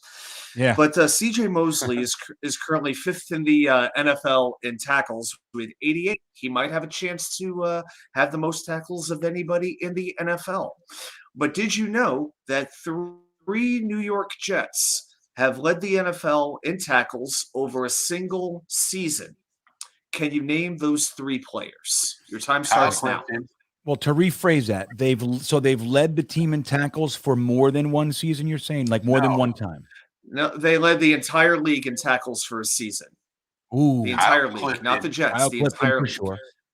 Kyle Clifton. Kyle Clifton's done it 3 times: 85, 86, and 88. Kyle Clifton. Not one Pro Bowl. Who he is. Not one Pro Bowl, by the way. No one knows who he is. Forget about the Pro Bowl. Nobody but Jet fans knows who he is. It's the saddest thing in the world. Led the league in tackles, not once, not a happenstance, 3 times, guys. Not one Pro Bowl. Not even a sniff. Poor guy. So anyway, I digress. So Frankie nailed it. You got Kyle Clifton. Let's see what the chat is saying. The Juice Main Mo Lewis. Fat Gandalf saying Mo as well. What do you think? Mo Lewis is a good guess, but he is incorrect. I'm going to say Marvin Jones. Marvin Jones is incorrect. Ryan Jett says David Harris. I like that guess, but David Harris is incorrect. Yeah. Jim Pock saying that Watson dropped the pass right before the touchdown, making sure we get the full picture. Right. Thank you, Jim Pock. So Let's take another guess here. Vilma.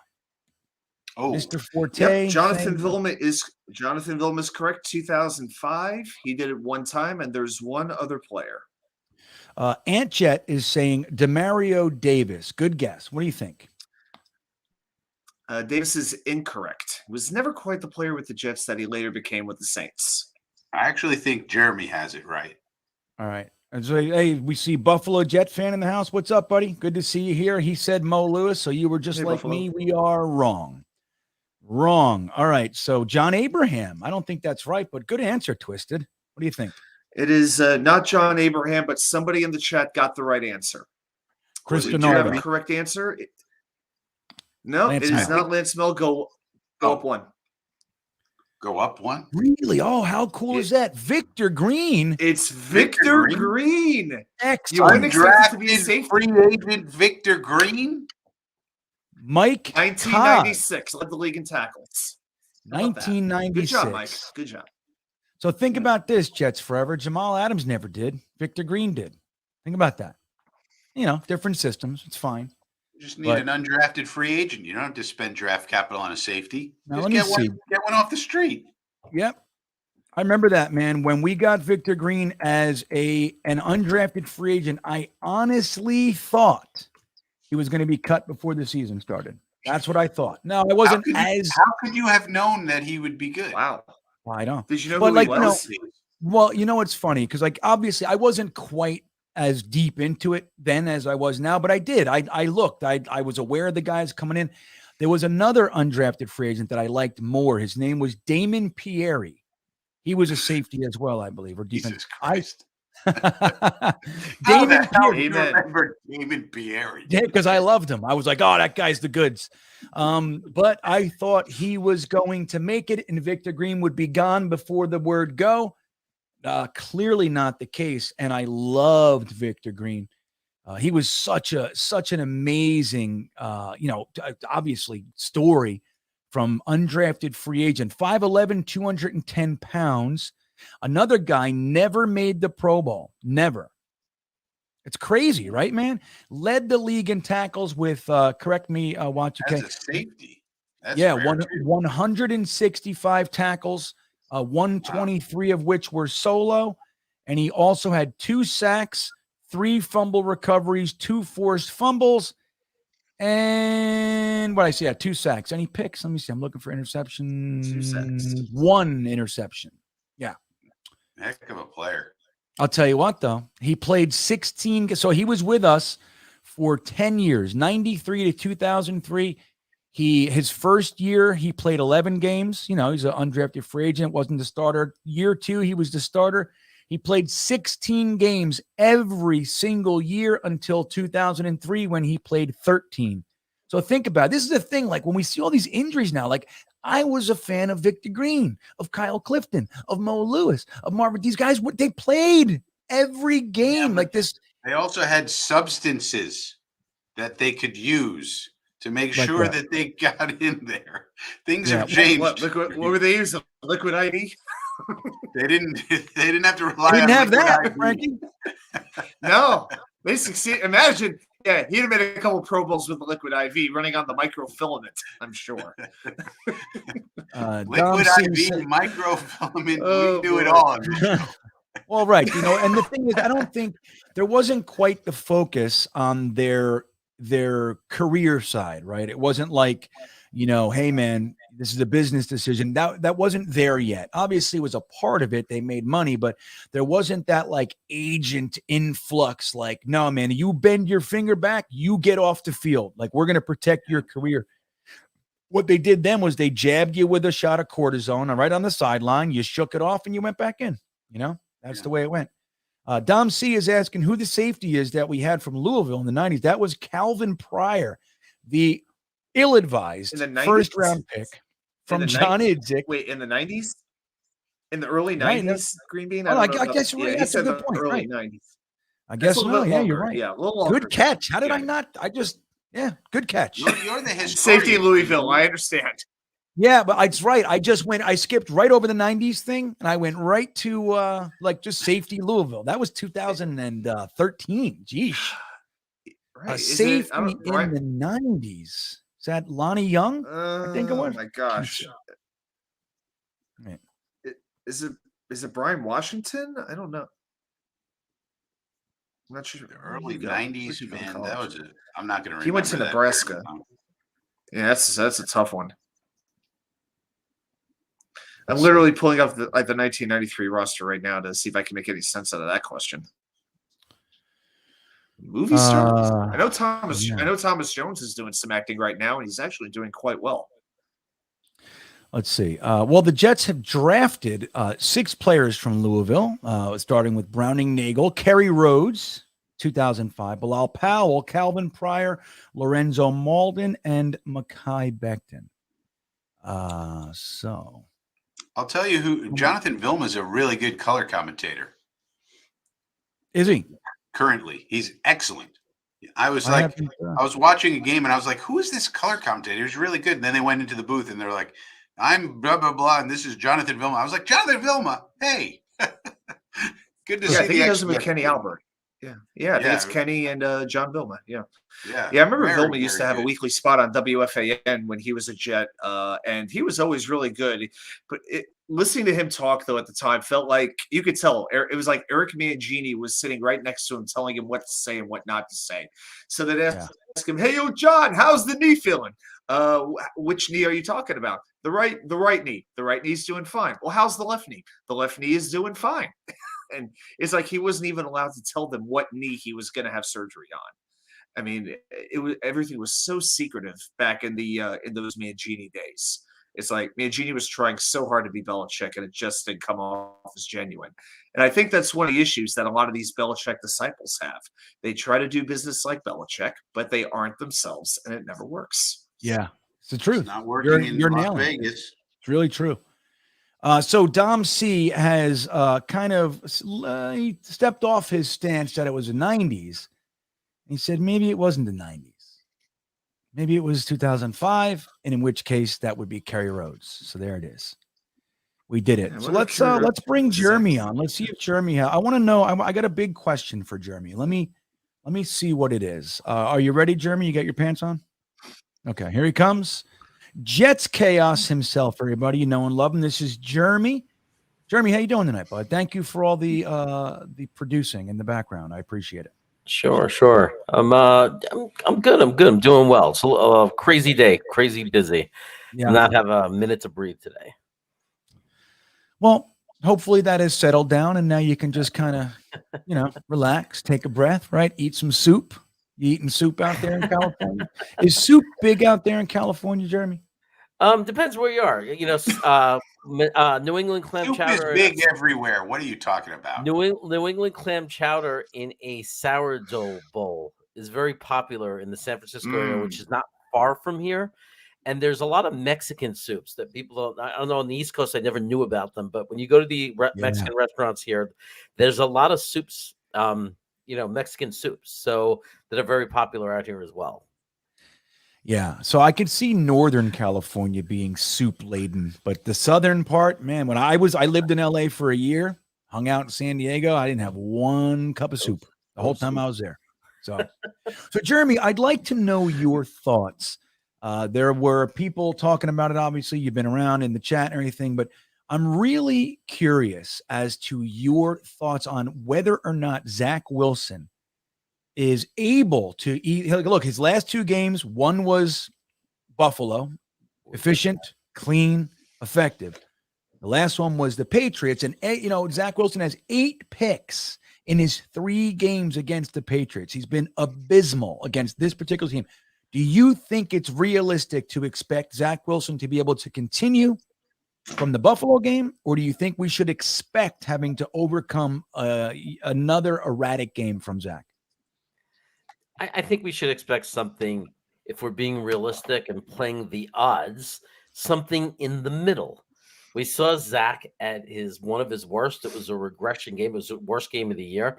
And then we saw what may have been all around, arguably, his best game as a quarterback the next week. So realistically, one of his worst games, his best game of the season for sure, if not his career, the odds are he's going to come in somewhere in the middle. Again, these turnovers that he had against New England were not, there's different kinds of mistakes. They weren't, I'm not able to read the defense. I don't know what's going on. I'm a deer in headlights and I'm throwing interceptions. They were bonehead plays. They were just dumb mistakes because he was frustrated.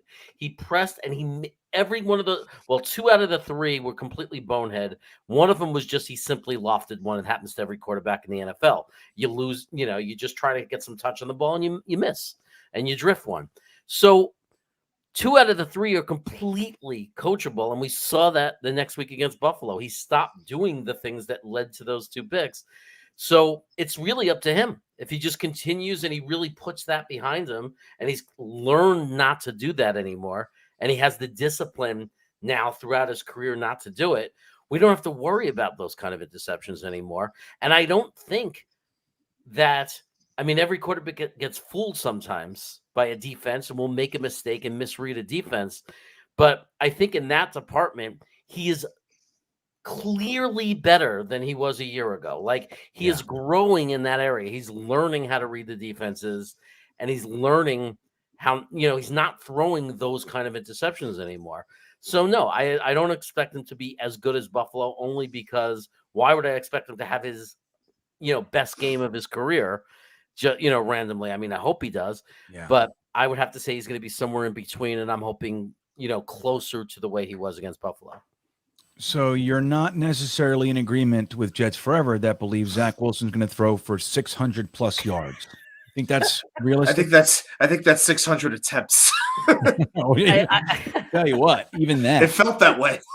From Jet Forever, that probably means 600% completion percentage. Yeah, right. Any of them. It's the number 600 folding into this stat line is going to be very difficult. That'll be his no matter QBR. which angle it comes from. Come on, Packers. Come on, Packers. You got 14 minutes left. They look like Duke.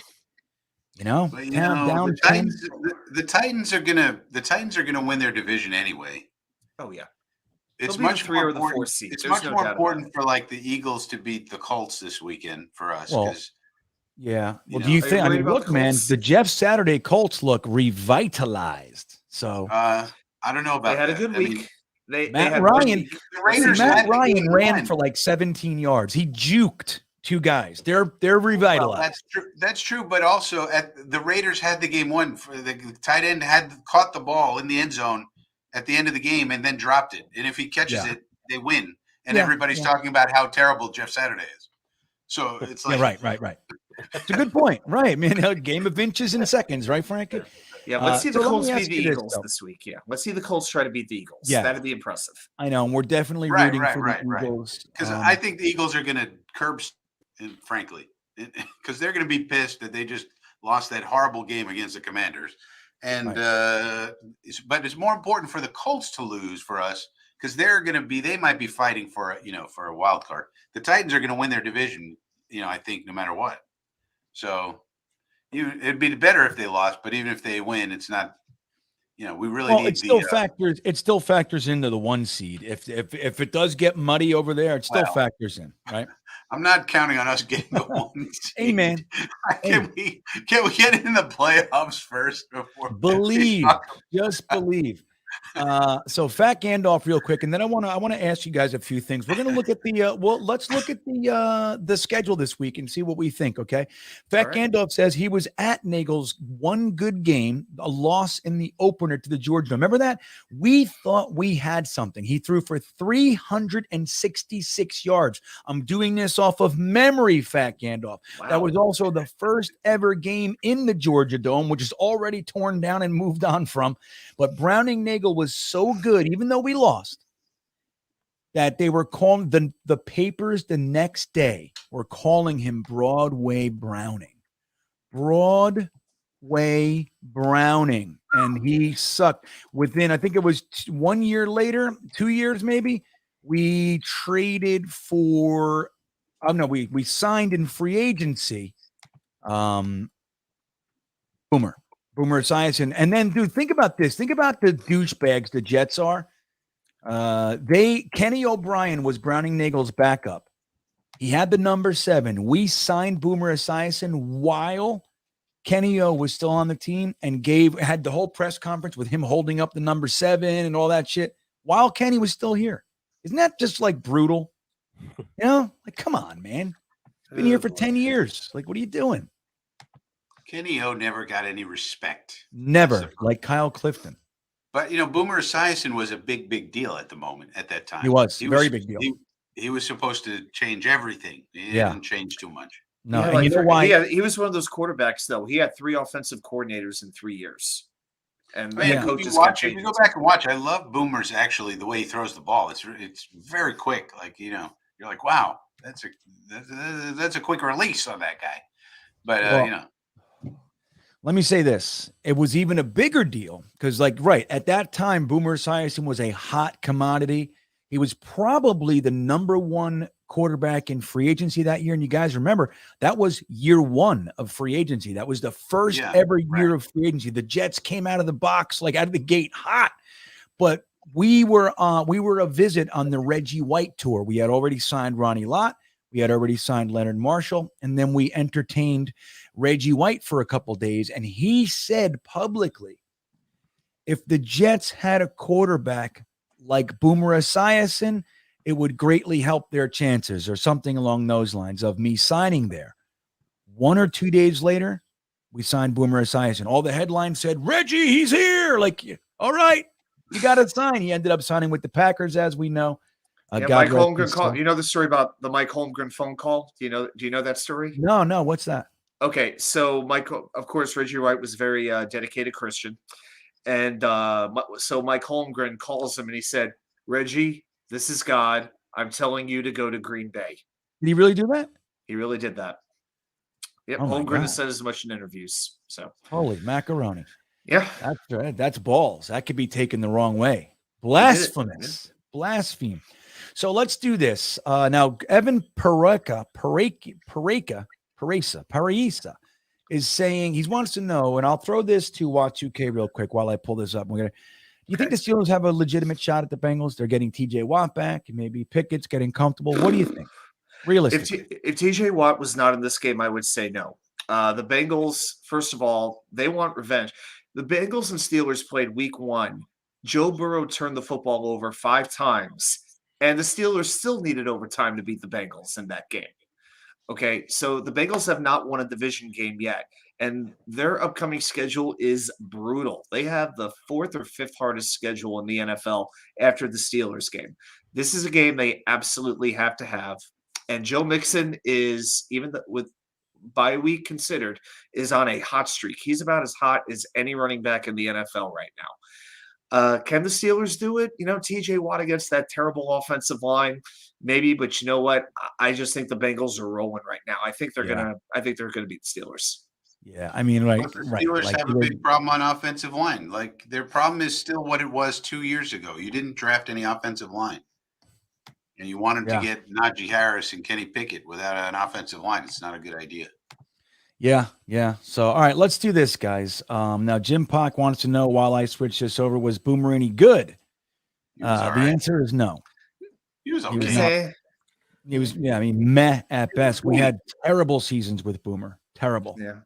Now, it was not in some all rough circumstances. I mean, the circumstances were rough with the coaching changes and all of that. But yeah, he didn't lift the rest of the team up. Yeah, it was a disappointment. Yeah. So let's do this. So let's take a second, everybody. Let's go through the schedule real quick and see what we honestly think is going to happen. So right here, we have 11 minutes left. Actually, it's closer to 10. See if Green Bay can pull it out. But we have Chicago at Atlanta. Realistically, I'll start with you, Jeremy, and we'll just keep going around like that, I think. Chicago's playing the Atlanta Falcons. What do you think? Justin Fields kind of pulls one out here or what? I think that's a really tough game to call. I'm going to, even as good as Fields plays, they still seem to find a way to lose. I think Atlanta has a really good coach, so I'm going to go with Atlanta. Atlanta, Y2K, what do you think?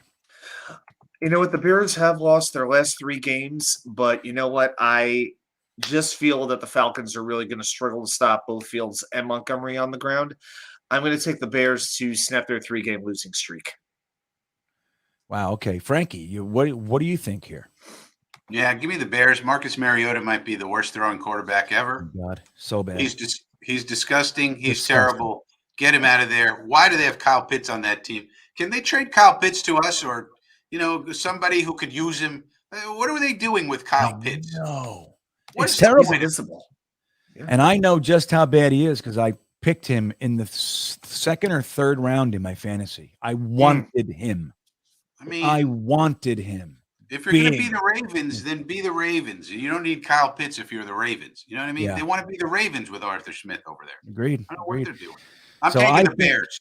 Yeah, I'm going with the Bears too. I think Atlanta's hurting enough that the Justin Fields show, this is prime real estate for him to do what he does and get the Chicago fans believing again, getting the NFL excited about what he is and what he can be. I got the Bears. So Carolina at Baltimore. I'm saying Baltimore all day. While you guys answer, I'll be right back. I got to take care of something, but just continue. I'll be right back. That's an easy one. I think anybody's got to pick Baltimore. Baltimore's rolling. They're a Super Bowl contender. Carolina's reeling. They got who's even the quarterback? Mayfield this week. It might be Darnold. It might be Mayfield. It might be PJ Walker. It might be who knows. I think you got to pick Baltimore here. They're an absolutely easy pick, right? I mean, yeah. I mean, your what we would call that generator of yours that used to say Predictabot. Yeah, Predictabot. Oh my God. Predictabot would have this one a lock, super lock. This would be It would have been off the page to the right side of the column, man. Yeah, to me, this is the absolute lock of the week. Baker Mayfield, allow us to reintroduce you to the Baltimore Ravens, the team that absolutely whipped you for three or 4 years. Yeah, I will. Now, I'll give the Panthers some credit. They've been pretty feisty under Steve Wilkes. They've been battling. They have not rolled over and died. I don't care. Ravens all day long. Yeah, and they have no offensive line. So how are they going to do anything with the Ravens? The Ravens will eat you alive. I mean, Jeremy, did you go? Yeah. So with Baltimore. I think this is Ravens unanimous. We all picked Carolina. Okay, got it. Exactly. Yes. All right, Cleveland at Buffalo. I think they just have announced they're moving to the game. It's right here, somewhere. There it is. Browns Bills game moved to Detroit because of this. I'm kind of disappointed. I think that was going to be the equalizer. Cleveland's they're going to get game, 6 feet of snow. 6 feet. I know. I was hoping it was 3 feet, and they kept the game. That is what it is. I just wanted to see a nice snow game. And again, I think that could have equalized the team somewhat. Cleveland's running game is super strong. Obviously, I'm rooting for Cleveland in a big, big way. I'd love to see Josh Allen continue to kind of make those mistakes and give the game away. That said, I don't think it's realistic. I think Buffalo is going to beat the living shit out of them. What do you think, Jeremy? Yeah, that was the worst thing that could have happened for Cleveland, because when you're the underdog, when you're clearly not as good, and right now they're just not a good team. I don't care who their players are. They're not a good football team. And their only hope was you want an off thing. You want some weird variable when you're the underdog. It can only favor the underdog. Now they're going to play in perfect conditions in Detroit. They got no chance. Buffalo's going to crush them. Yeah. For me, I was definitely hoping for the game to be played in about 3 feet of snow. Right. The Bills have allowed 163 rushing yards per game over their last 3 games. Going against Chubb and Hunt, I actually had some real optimism the Browns could keep the game close if they didn't fall behind early. I know the Browns defense is horrific, but I really felt it could have been a good battle. But in a controlled climate, my optimism for the Browns has diminished significantly. I'm going, it's going to be Buffalo. Now, when Deshaun comes back, you think they're going to at least get hope for next year? I mean, but here's the question: is Stefanski on the hot seat? I don't think so. He's not fixing that defense. Deshaun isn't. No, you're right. I mean, but they have good players. Why is the defense so bad? I don't know, but I think, up until our game, he had only lost like 1 game at home in 2 years. So, it's like, this is just, I think he gets more than 1 bad year. But either way, what do you think, Frankie? You think the Bills are going to run away with it? Yeah, the Bills should stomp them. Yeah. No doubt about it. I want to say goodbye to Wyatt Peters. If you're still here, thanks for hanging out with us, Wyatt. Good old fashioned beanbagger too. He's one of our guys, so I'm glad you were here with us. Have a good night, Wyatt. He's in Wyoming, everybody. He's a Wyoming Jets fan. Isn't that crazy? We Ken? got Wyoming Iowa, Jets Wyoming. fan. That's another state Yeah. off the list. I'm telling you, man. It's like we're doing a good job kind of knocking them all down here with the states. So, all right, where are we here? We have Washington, who just knocked the Eagles off their perch, playing the 1-7-1 Texans. Frankie, what do you think is going to happen here? I think the Commanders will win easily. They're fighting for a playoff spot. The Texans are fighting for a number 1 seed. I mean, number 1 pick in the draft. Number 1 pick in the draft. And they love it. They're excited about it. Their fans are doing exactly what we do every year. Like, come on, keep losing. You know what I mean? Keep losing, baby.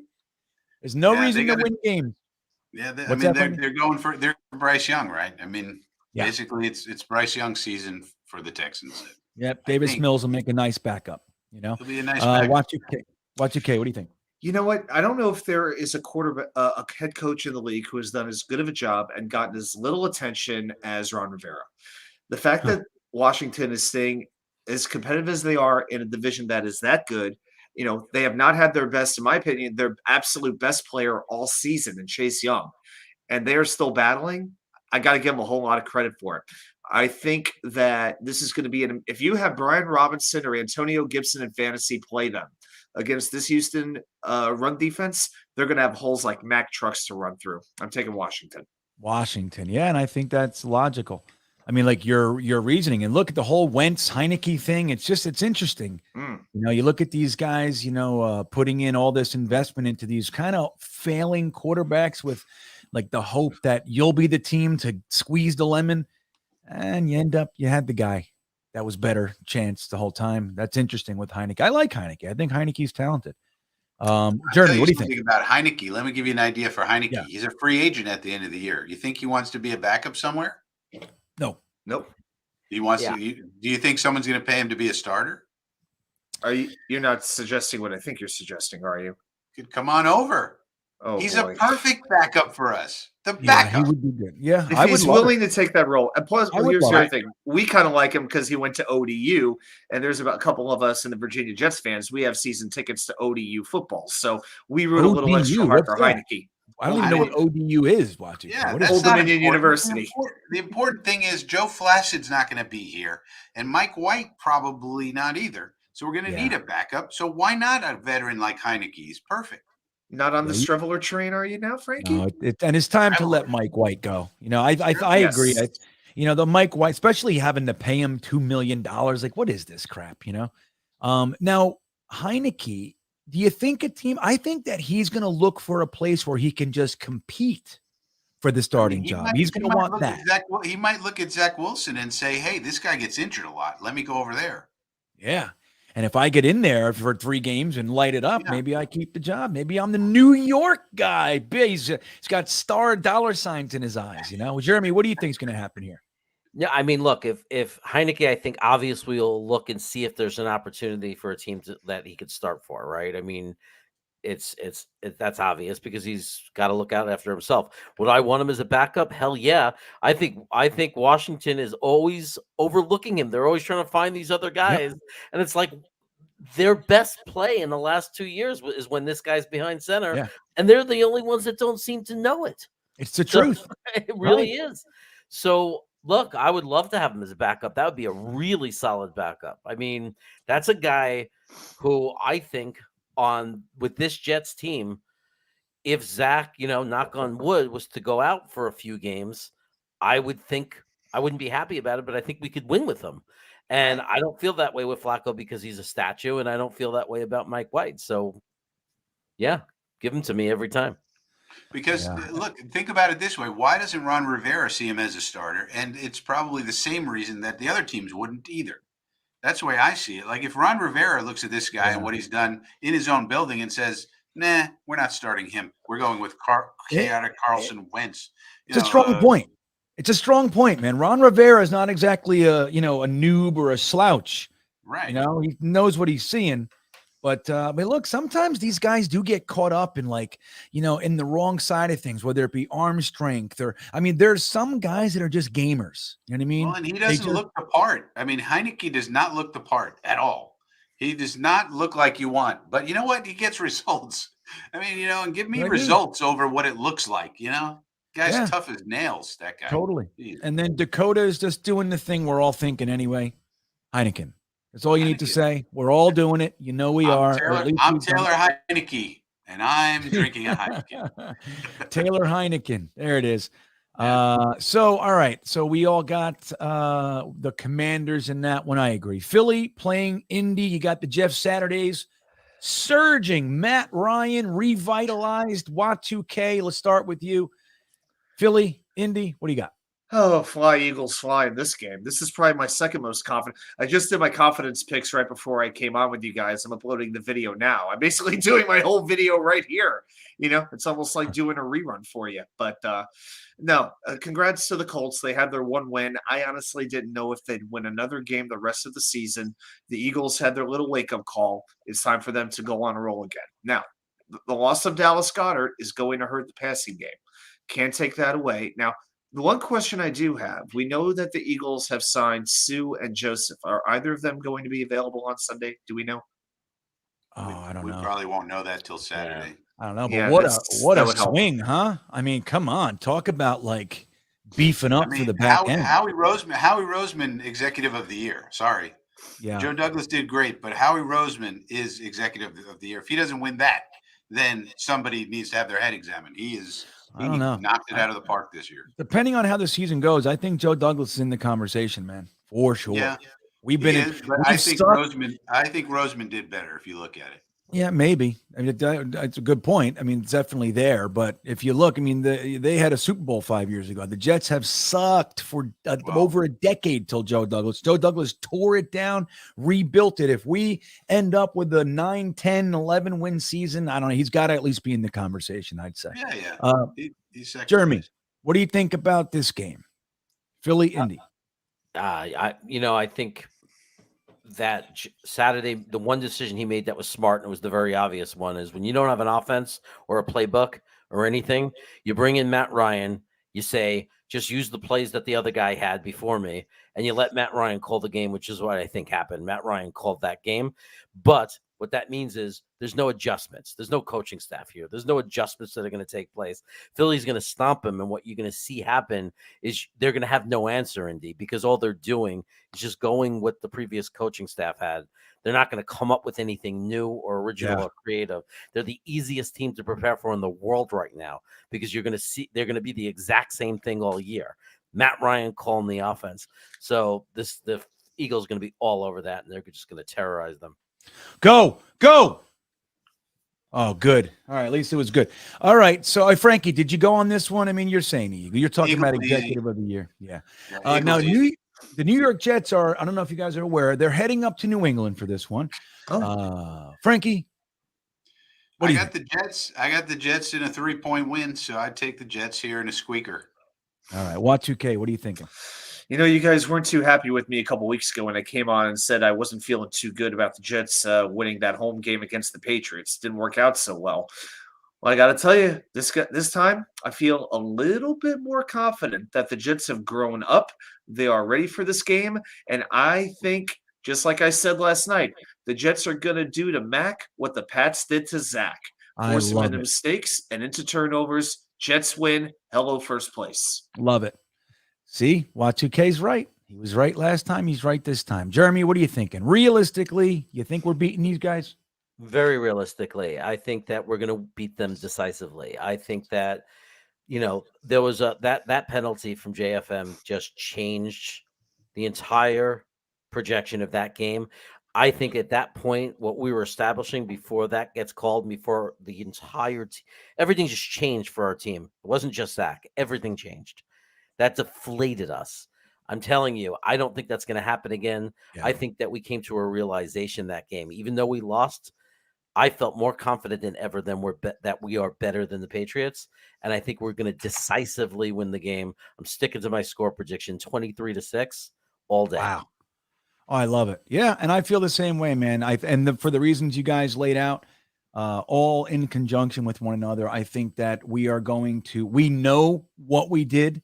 We know where we fell. We are a better team. We're more talented.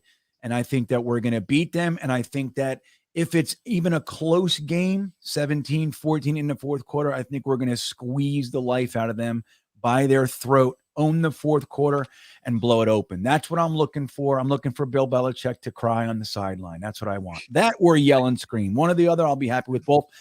The Super Bowl championship winning Rams playing the New Orleans Saints. They both are 3-win teams. Frankie, what do you think? The Rams, the Saints?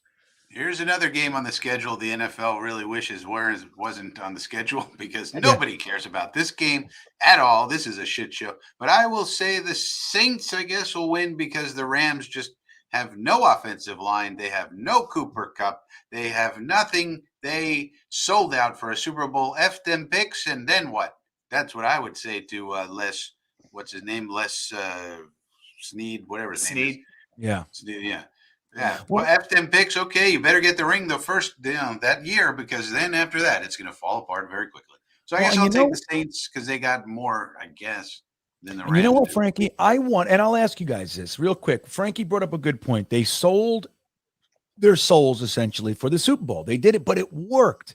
How long does that buzz last? Like, you think all their fans are like, hey, man, we're happy. We did it. We'd have to ask the Rams fans. We wouldn't have any idea. But we'd have to ask the Rams fans. What do you think? Of course. I mean, what is that? Of course you can have an opinion. For us, we would say yes because we haven't been there. You know what I mean? I'm just curious. What do you think, Frankie? I'm not asking for data and facts. What do you think? They would say how long do you think it would last? Would it be like, we want it, sucks, we hate it, we're pissed? Or do you think that they'd be like, I think they'd say it's worth it. And now they're going to need, at some point, though, they're going to have to break it down and, start over. And it's going to be a 3-year thing. But I think they would probably say it's worth it. We got our Super Bowl. Super Bowls are hard to come by. We got ours. And, that's it. So what? Yeah. And now we got to suffer. Yeah, I don't know how we'd handle it as a fan base. I think we'd be fucking furious. Here's why I told you don't trade first-round picks. Blah, blah, blah. That's what we'd be doing. Jeremy, what do you think here? What do I think? Yeah, like with the game. With the game. Yeah, Rams Saints. I think that the Rams have nothing. I think they were literally down to like Cooper Kupp was all they had, which is amazing for Cooper Kupp, by the way. That no matter how bad they are around him, this guy finds a way. He really is insane. But he's out, and that's it. They're done, and they got a quarterback coming back from injury who's not going to be. Hasn't been. He's nothing without Cooper Kupp. He's not going to be anything. Yeah. Like they really went from. It was already said, and Frankie said it. They sold out. They put everything in to win that Super Bowl, and they're going to have a really tough time, for a while. That this team is gone. It's crazy. The Saints. I know, because listen, they don't have. Is it the next 2 years they don't have a first-round pick? I think it's. I don't think they have a first-round pick ever again. They don't. They don't have any more first-round picks ever. Yeah. So who has their? Is it Detroit that has this year's? That was last year they had it. Do they have this one? Do you guys know? Probably for Goff. So they got Jared Goff, and then they got all these picks. Trade for Detroit. I think Detroit has it again. Yeah, Detroit with the 4th overall pick. Well, that might be the one. Detroit 2023. They've got their 2nd, they've got their 3rd, they've got 3 6th-round picks and a 7th-round pick. They don't even have their 1, their 4, or their 5 this year. Too bad they got Dan Campbell. Y2K, what do you think about the Rams Saints? You know what? I'm tempted to call this a tie. Because I just see complete ineptitude from both sides. I mean, New Orleans has the worst turnover ratio in football. They're rated the worst special teams in football. Why is Andy Dalton still playing? Can somebody please explain to me how Andy Dalton is still considered a starting quarterback in the NFL? I know. Start Taysom Hill for crying out loud. Right. But I think that the Rams are completely mentally shot at this point. Losing Kupp, I think, that takes the heart and soul right out of them. I'm taking the Saints. I think Alvin Kamara has a big game. Yeah, I think the Rams are going to win it. That's what I think. I listened to all you guys, and I agree with every word you said. I just I think McVay is going to be able to beat the Saints. That's what I think. But all right, we got the Giants, right? Didn't we? Isn't that where we are? Yep. Where the hell did it go? Sorry. Yeah, the Giants, Detroit, 3-6 versus 7-2. Are the Giants made of paper? Y2K, what do you think? I'm calling for the upset. I am picking the Lions to upset the Giants at the Wow. Meadowlands. I feel as the Giants are used to close games, but I think this game could evolve into a shootout. And I think the Lions are a little bit more suited to play that style of football than the Giants are. I like the Lions receivers and playmakers better than I do the Giants. I like it. I'm going to say, I got to tell you, I might agree with Y2K here. I'm feeling the same thing. I think Detroit's kind of, they're a scrappy bunch and they have talent. I think that they can do it. Frankie, what do you think is going to happen here? Only problem with Detroit is they have no defense, and you might want to have some defense against a man named Saquon Barkley. Yeah.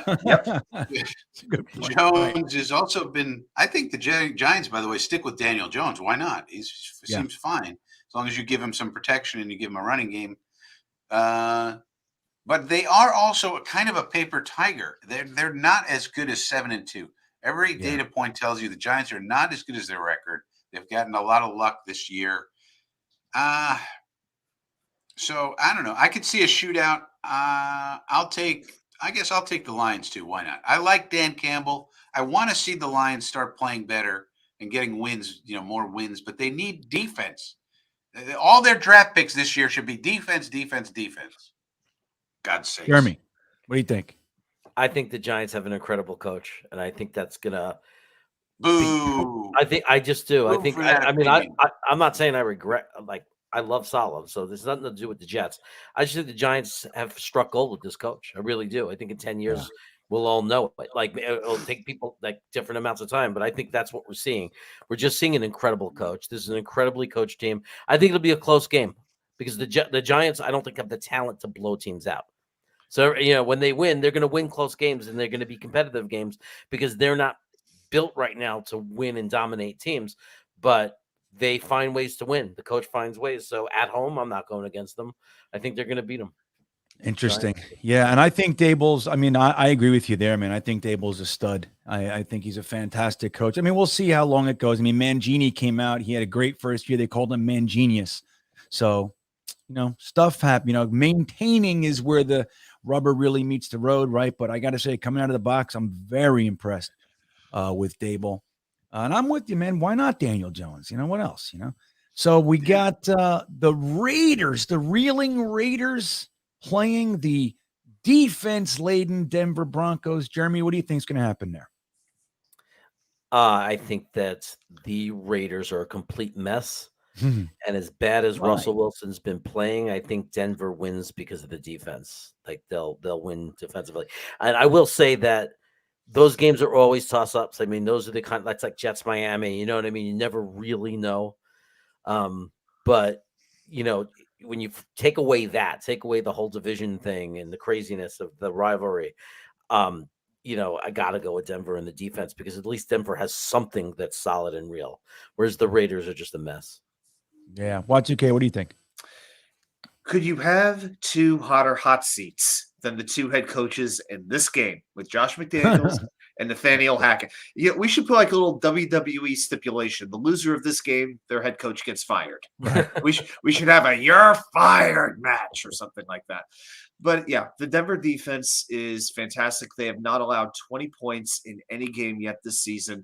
It's not about to happen with the Raiders. I think you're going to see McManus kick a couple field goals. I'm thinking this is like a 15-10 kind of a game, just an ugly, messy game. Broncos win.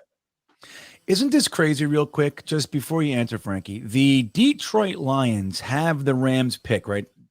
But they're 3-win team and their pick is at number 14. That's how bad a large portion of the NFL is right now. I have 3 wins. Could you imagine having a 3-win season and getting pick 14? I'd be so furious, wouldn't you? What? Furious. Oh my God. 3 wins gets you top 3. Shit. All of our mock drafts would be terrible. Oh my God, we'd be amazing. But hopefully those days are behind us. I'm going to root for. Can someone tell me what happened to Chandler Jones? I was led to believe that Chandler Jones was some sort of a good player. What happened? Well, Frankie, he's been amazing for many, many years. He's old, right? He just got old all of a sudden. Now he can't do anything. But I don't know. I'm going to go with the Raiders. Derek Carr was crying after the game. He was all emotional. You don't understand how hard we work. We work really hard. We can't have an outcome like that. They're going to rally behind old Derek Carr, and I think they're going to win. And mostly because I want to see chaos in the AFC West. Right. Everybody told us the AFC West was some insurmountable, incredible division that nobody could possibly even contemplate. They were all going to go 17-0. Now look at it. So I want the Raiders to win this game, get them both to 3-7, like pretty bad and terrible.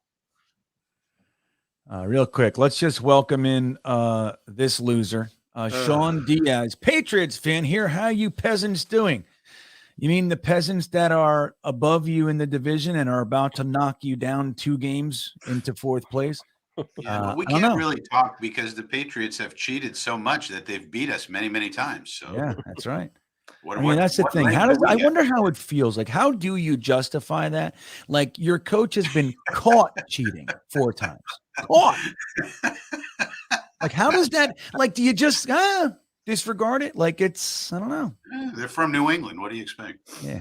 They got nothing else to do up there. Yeah.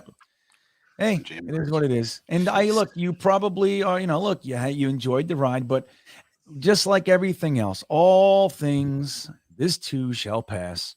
You're at the end. You know it. You know you're at the end. Everybody knows you're at the end. Like, it's over. So enjoy, kick and scream and take your shots while you can. But you're about to lose. You're about to be a 5-5 team at the bottom of the AFC East.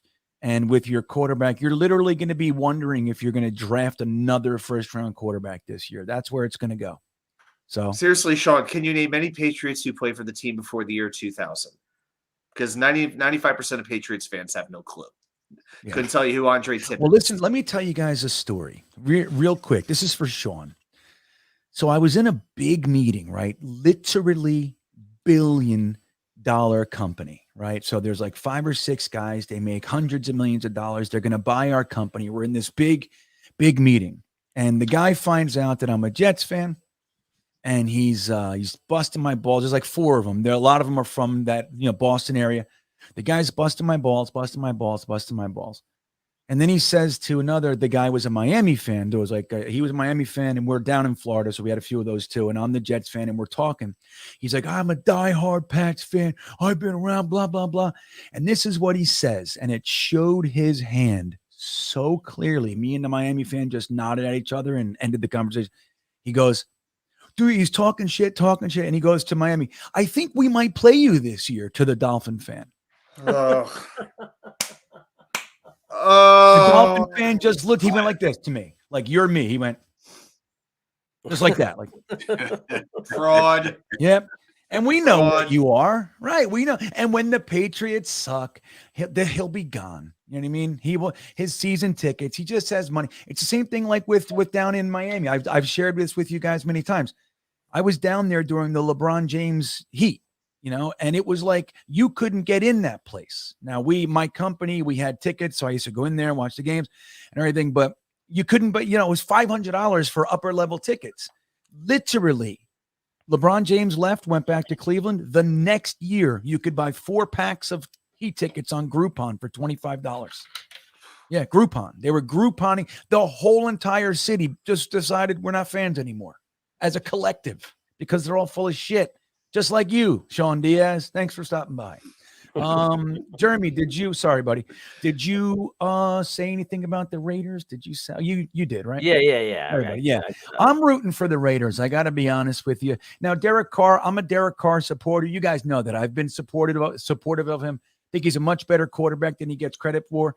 But shut up. Everybody works hard. We work so hard. So did the other team. The other team worked just as hard as you, and they beat you. That's the fucking way it goes, kid.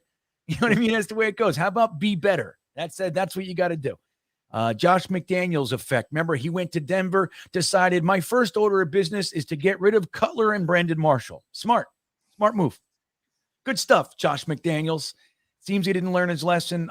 Dallas, Minnesota. Whew. Interesting game.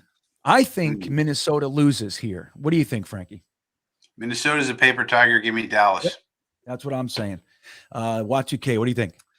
Dallas has the depth. Minnesota exhausted all their emotional energy in that game, beating Buffalo. Great job. Thank you. I'm picking the Cowboys. Jeremy, we got 3 Cowboys so far. What do you think? It's amazing. They just knocked off the Bills. That's right. I wasn't as impressed as I wasn't that impressed by it in some ways. In some ways I wasn't, in some ways I wasn't. But Micah Parsons is going to make Kirk Cousins see ghosts. Wow, 4 Cowboys. I didn't expect that. 4. It's kind of crazy. But look, let's be real. That game, dude, the Bills should have won that 4 times. 5. You know what I mean? 5 times. Oh, that was miracle after miracle after miracle. Now, I was ecstatic with it. Very, very supportive of what happened. Let's be real. Adam S. saying Bean blew the $1 billion deal. Let me tell you what I did do, Adam. I got fucked. That's what I did do. And that whole deal, that was my role in it. So anyway, I did really well for a few years, but that deal, it happened and I didn't get it. So the portion of the $1 billion that I was supposed to get didn't happen. It was actually something like 35 million or whatever it was on our end. Anyway, let's see here. What do we got here? Cincinnati at Pittsburgh. We were kind of talking about it earlier. I know Frankie's thoughts, but reiterate it again. You think Pittsburgh's going to have a chance, Frankie, quickly? I forget. I don't think so. I think the Bengals are the better team. A good defense. The Steelers have a bad offensive line. Pickett, Pickett maybe could have a good game where he helps pull it out because he runs on. But I like the Bengals. They have a really strong defense. They have Joe Burrow. They have those wide receivers. Although Jamar Chase is still out, so that hurts him. But I'll take the Bengals. Y2K, what do you got? Yeah, with Mixon, Boyd, Higgins, Hurst, that's enough. Give me the Bengals. TJ Watt, though, Jeremy, what do you think? I think TJ Watt makes the Steelers a lot better, which is why it'll be closer than it should be. But the Bengals will pull it out. Yeah, I'm with you too. I think the Bengals are they're going to step on the Steelers' faces. That's what I think. Remember that the Jerky Boys? He said the guy he called and he said, "I'm really fat. I got cellulite in my butt. It looks like a football team ran over it with their cleats." Remember that one? That was funny. Anyway, Dakota, is this real? He says Jonathan Jones will be missing Sunday's game for the Pats. That would be a major hit for them. Did anybody confirm? He says he just saw it on Google News, not NFL. Google News, right there, right to the source, right? Well, if it's on Google, if it's on Google, we know it's true. He did miss Thursday's practice, according to the New England Sports Network. Let's see. They got so many Joneses. They got a Jack Jones, a Marcus Jones, a Jonathan Jones, a Mac Jones. It just says you know what? I was thinking Jack Jones. Jones. You're right. That's a very good point. I was thinking Jack Jones. It doesn't really matter. Belichick with the defensive backs, he could just substitute in anybody. Yeah. He's a wizard with those defensive backs. So Jonathan Jones missing is not going to do much. It's the truth. It's a great point. David Andrews. Now, if David Andrews is out, or one of the tight ends is okay, Andrews was supposed to be back this week from a concussion. He didn't play against the Jets last time. Now they're off. Yeah. So is he? Has it been confirmed one way or the other that he's back? He is supposed to be playing, as far as I know. Interesting. That would be big. The Titans are in victory pose. 27-17 looks like the final, guys. Last game, KC is playing the Chargers. KC has 7 wins. The Chargers have 5, lost a couple. 2 more.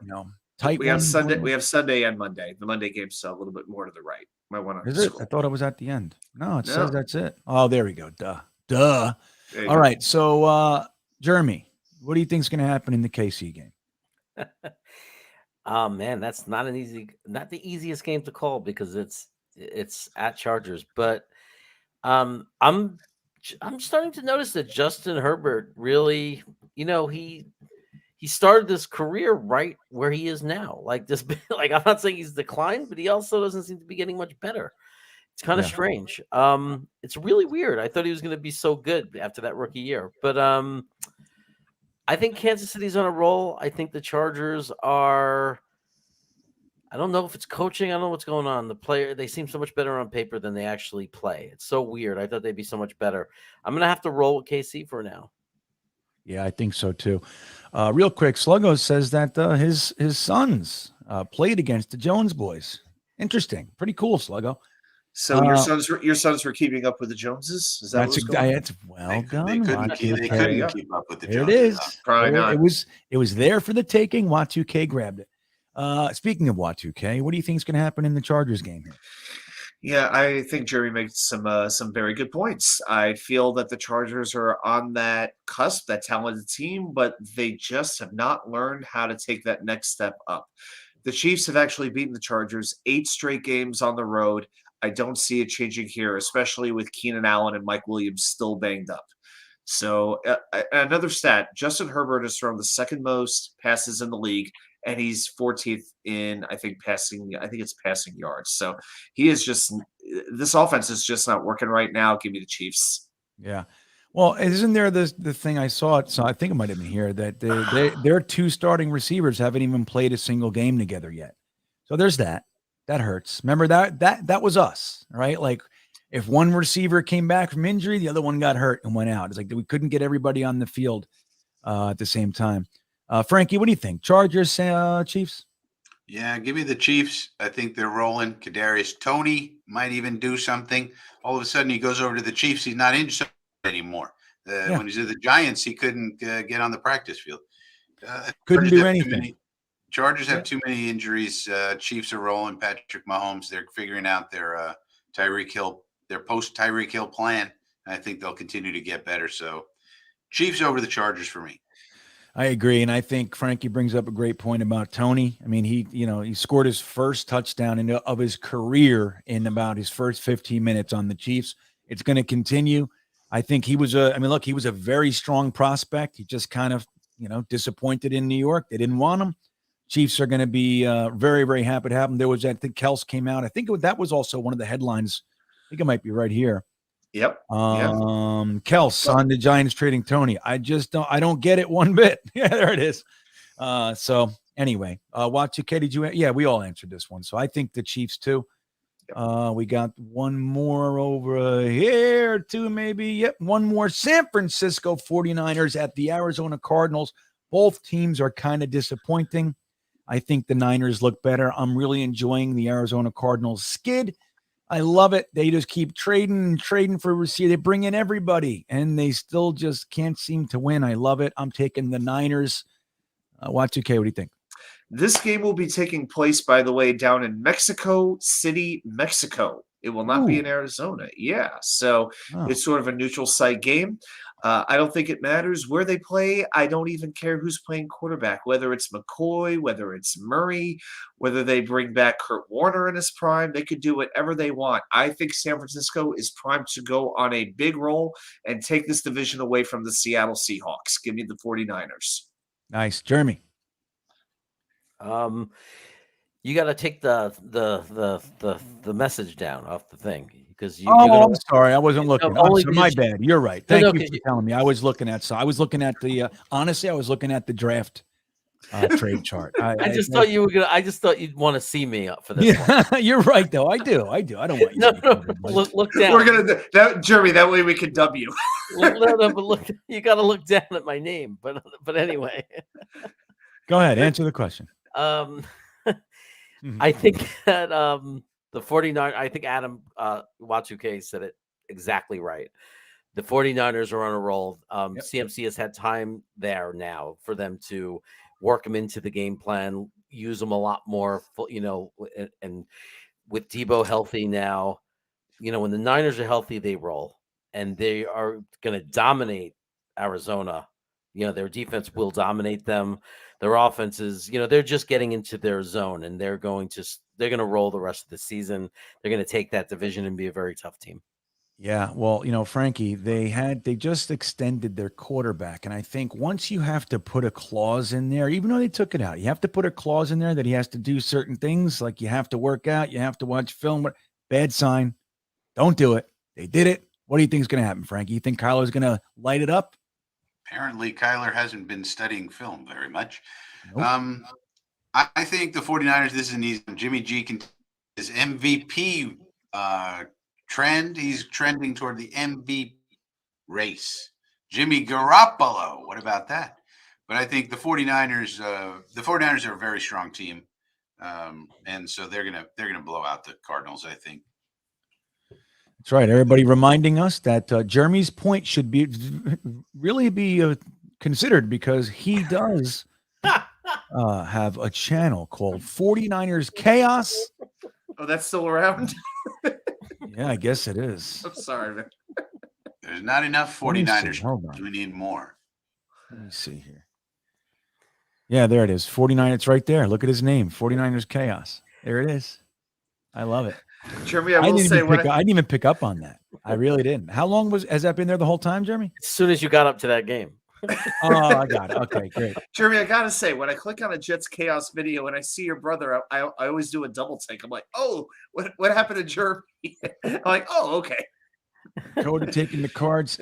I gotta tell you guys, I got distracted for a second. Because I pulled it up before the draft trade chart. And I got to be careful, man. That shit's very attractive to me. Like I can go in there for an hour. Like it's like I'm so used to being in there this time of year that I got to be careful putting that up. I got sucked in. Just so we know, the New York Jets are currently at the 18th pick. A little different than what we're used to. The last time we were back there is I think we were pick 23 when we took Darren Lee. Everybody, Darren Lee, the linebacker extraordinaire. Adam Gase traded him for a sixth, and he was out of the NFL. He just got a quick ring with KC, and then he was sitting on the couch. So there it is. So, guys, let's wrap this one up. I do appreciate everybody in the chat, and I want to thank Wa2K for the trivia and Jeremy for the behind the scenes. Jeremy is a very, very impactful member of the crew, and obviously Frankie. So, Jeremy, why don't you tell everybody what you got going on real quick before we get out of here? Hey, look for my new videos. My brother's in them too. He's making videos for me, and they're really good. He's really good. So just expanding the channel, getting very fresh. And look, again, Sunday, I cannot wait. I think it's the biggest watch party we've ever or will ever do, up till now, GreenBean. Has there been one this big that we've done? I mean, Buffalo was big. Yeah. But yeah, I think you got a good point. I mean, this is such a pivotal game for the Jets. This is going to be a very big watch party. You can check us out on Jetnation's YouTube or right here on Greenbeanjetsfan. We'll be there about 12:45 p.m. on Sunday. And you guys, if you haven't been with us, it's a blast. We go fucking crazy in that thing. So it's a good time. You should hang out with us. Yeah, man. Thank you for bringing that up, Jeremy. That was good. I'm excited. I'm excited about Sunday. Yeah. Wa2K, what do you got cooking? I just posted up my confidence picks as I do every week for week 11. And tomorrow I'll be recording my game preview for Jets Patriots, doing my 5 bold predictions as I do on Fridays. And then Sunday after the game, we'll be recording a game recap and what I always do, the 3 plays you may not remember that affected the outcome of the game. And you never know. I've done a Met video this week. I think I'll be doing some hockey coming up this week as well. But right now we're a little bit past 320 subscribers. My goal is to get to 400 by Christmas time. So I love it. Yep. So we're going to keep on going.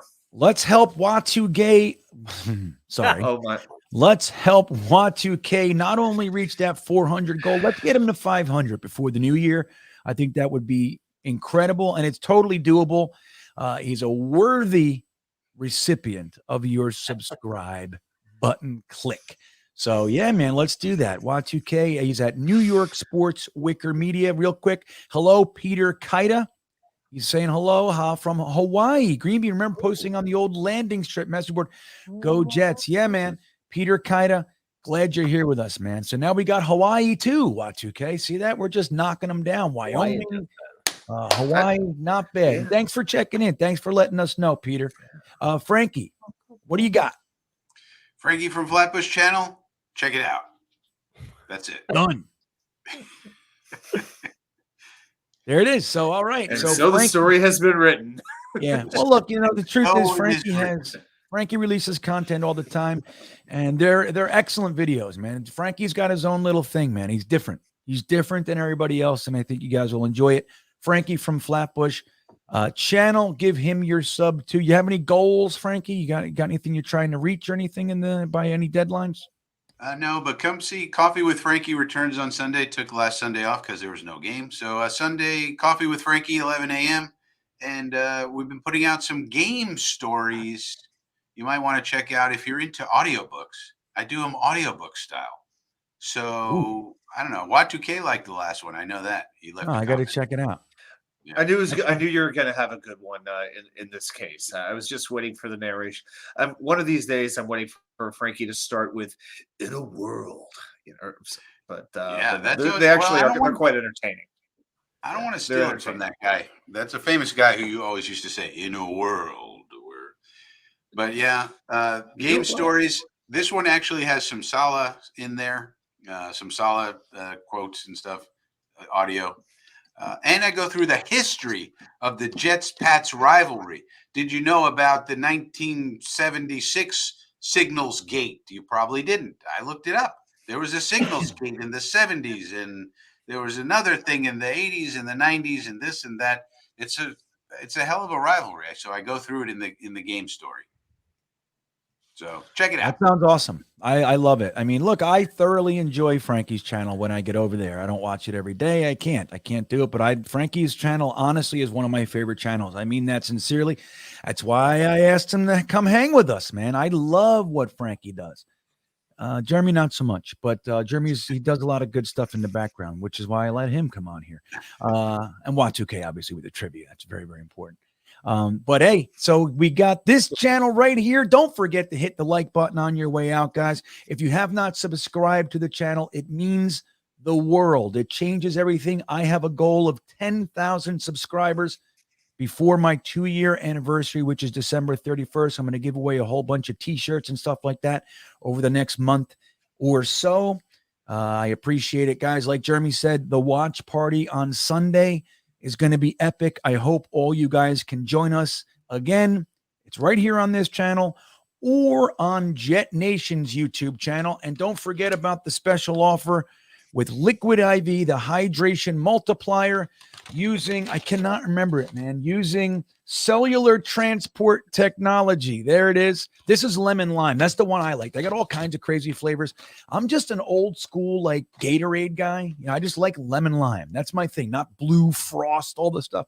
Lemon lime. They also have an energy version, which I'm going to be getting into soon. I can't wait. I like my energy drinks. But there you go, Liquid IV. The link is in the description. Save yourself 20% off your entire order by using our promo code GreenBeanjetsfan, all one word. Thank you, guys. This has been a good one. We appreciate it. Have a great night, everybody. We will see you next time. Yeah, here we come, baby. Here we come. Here come the Jets, baby. I want to kiss you. Thanks, Joe. Yeah! You want to run or you want to duck down? You want to duck, just go over and get onto the bench and stay there. You play to win the game. My message for the fans, we're all frustrated with where we are right now.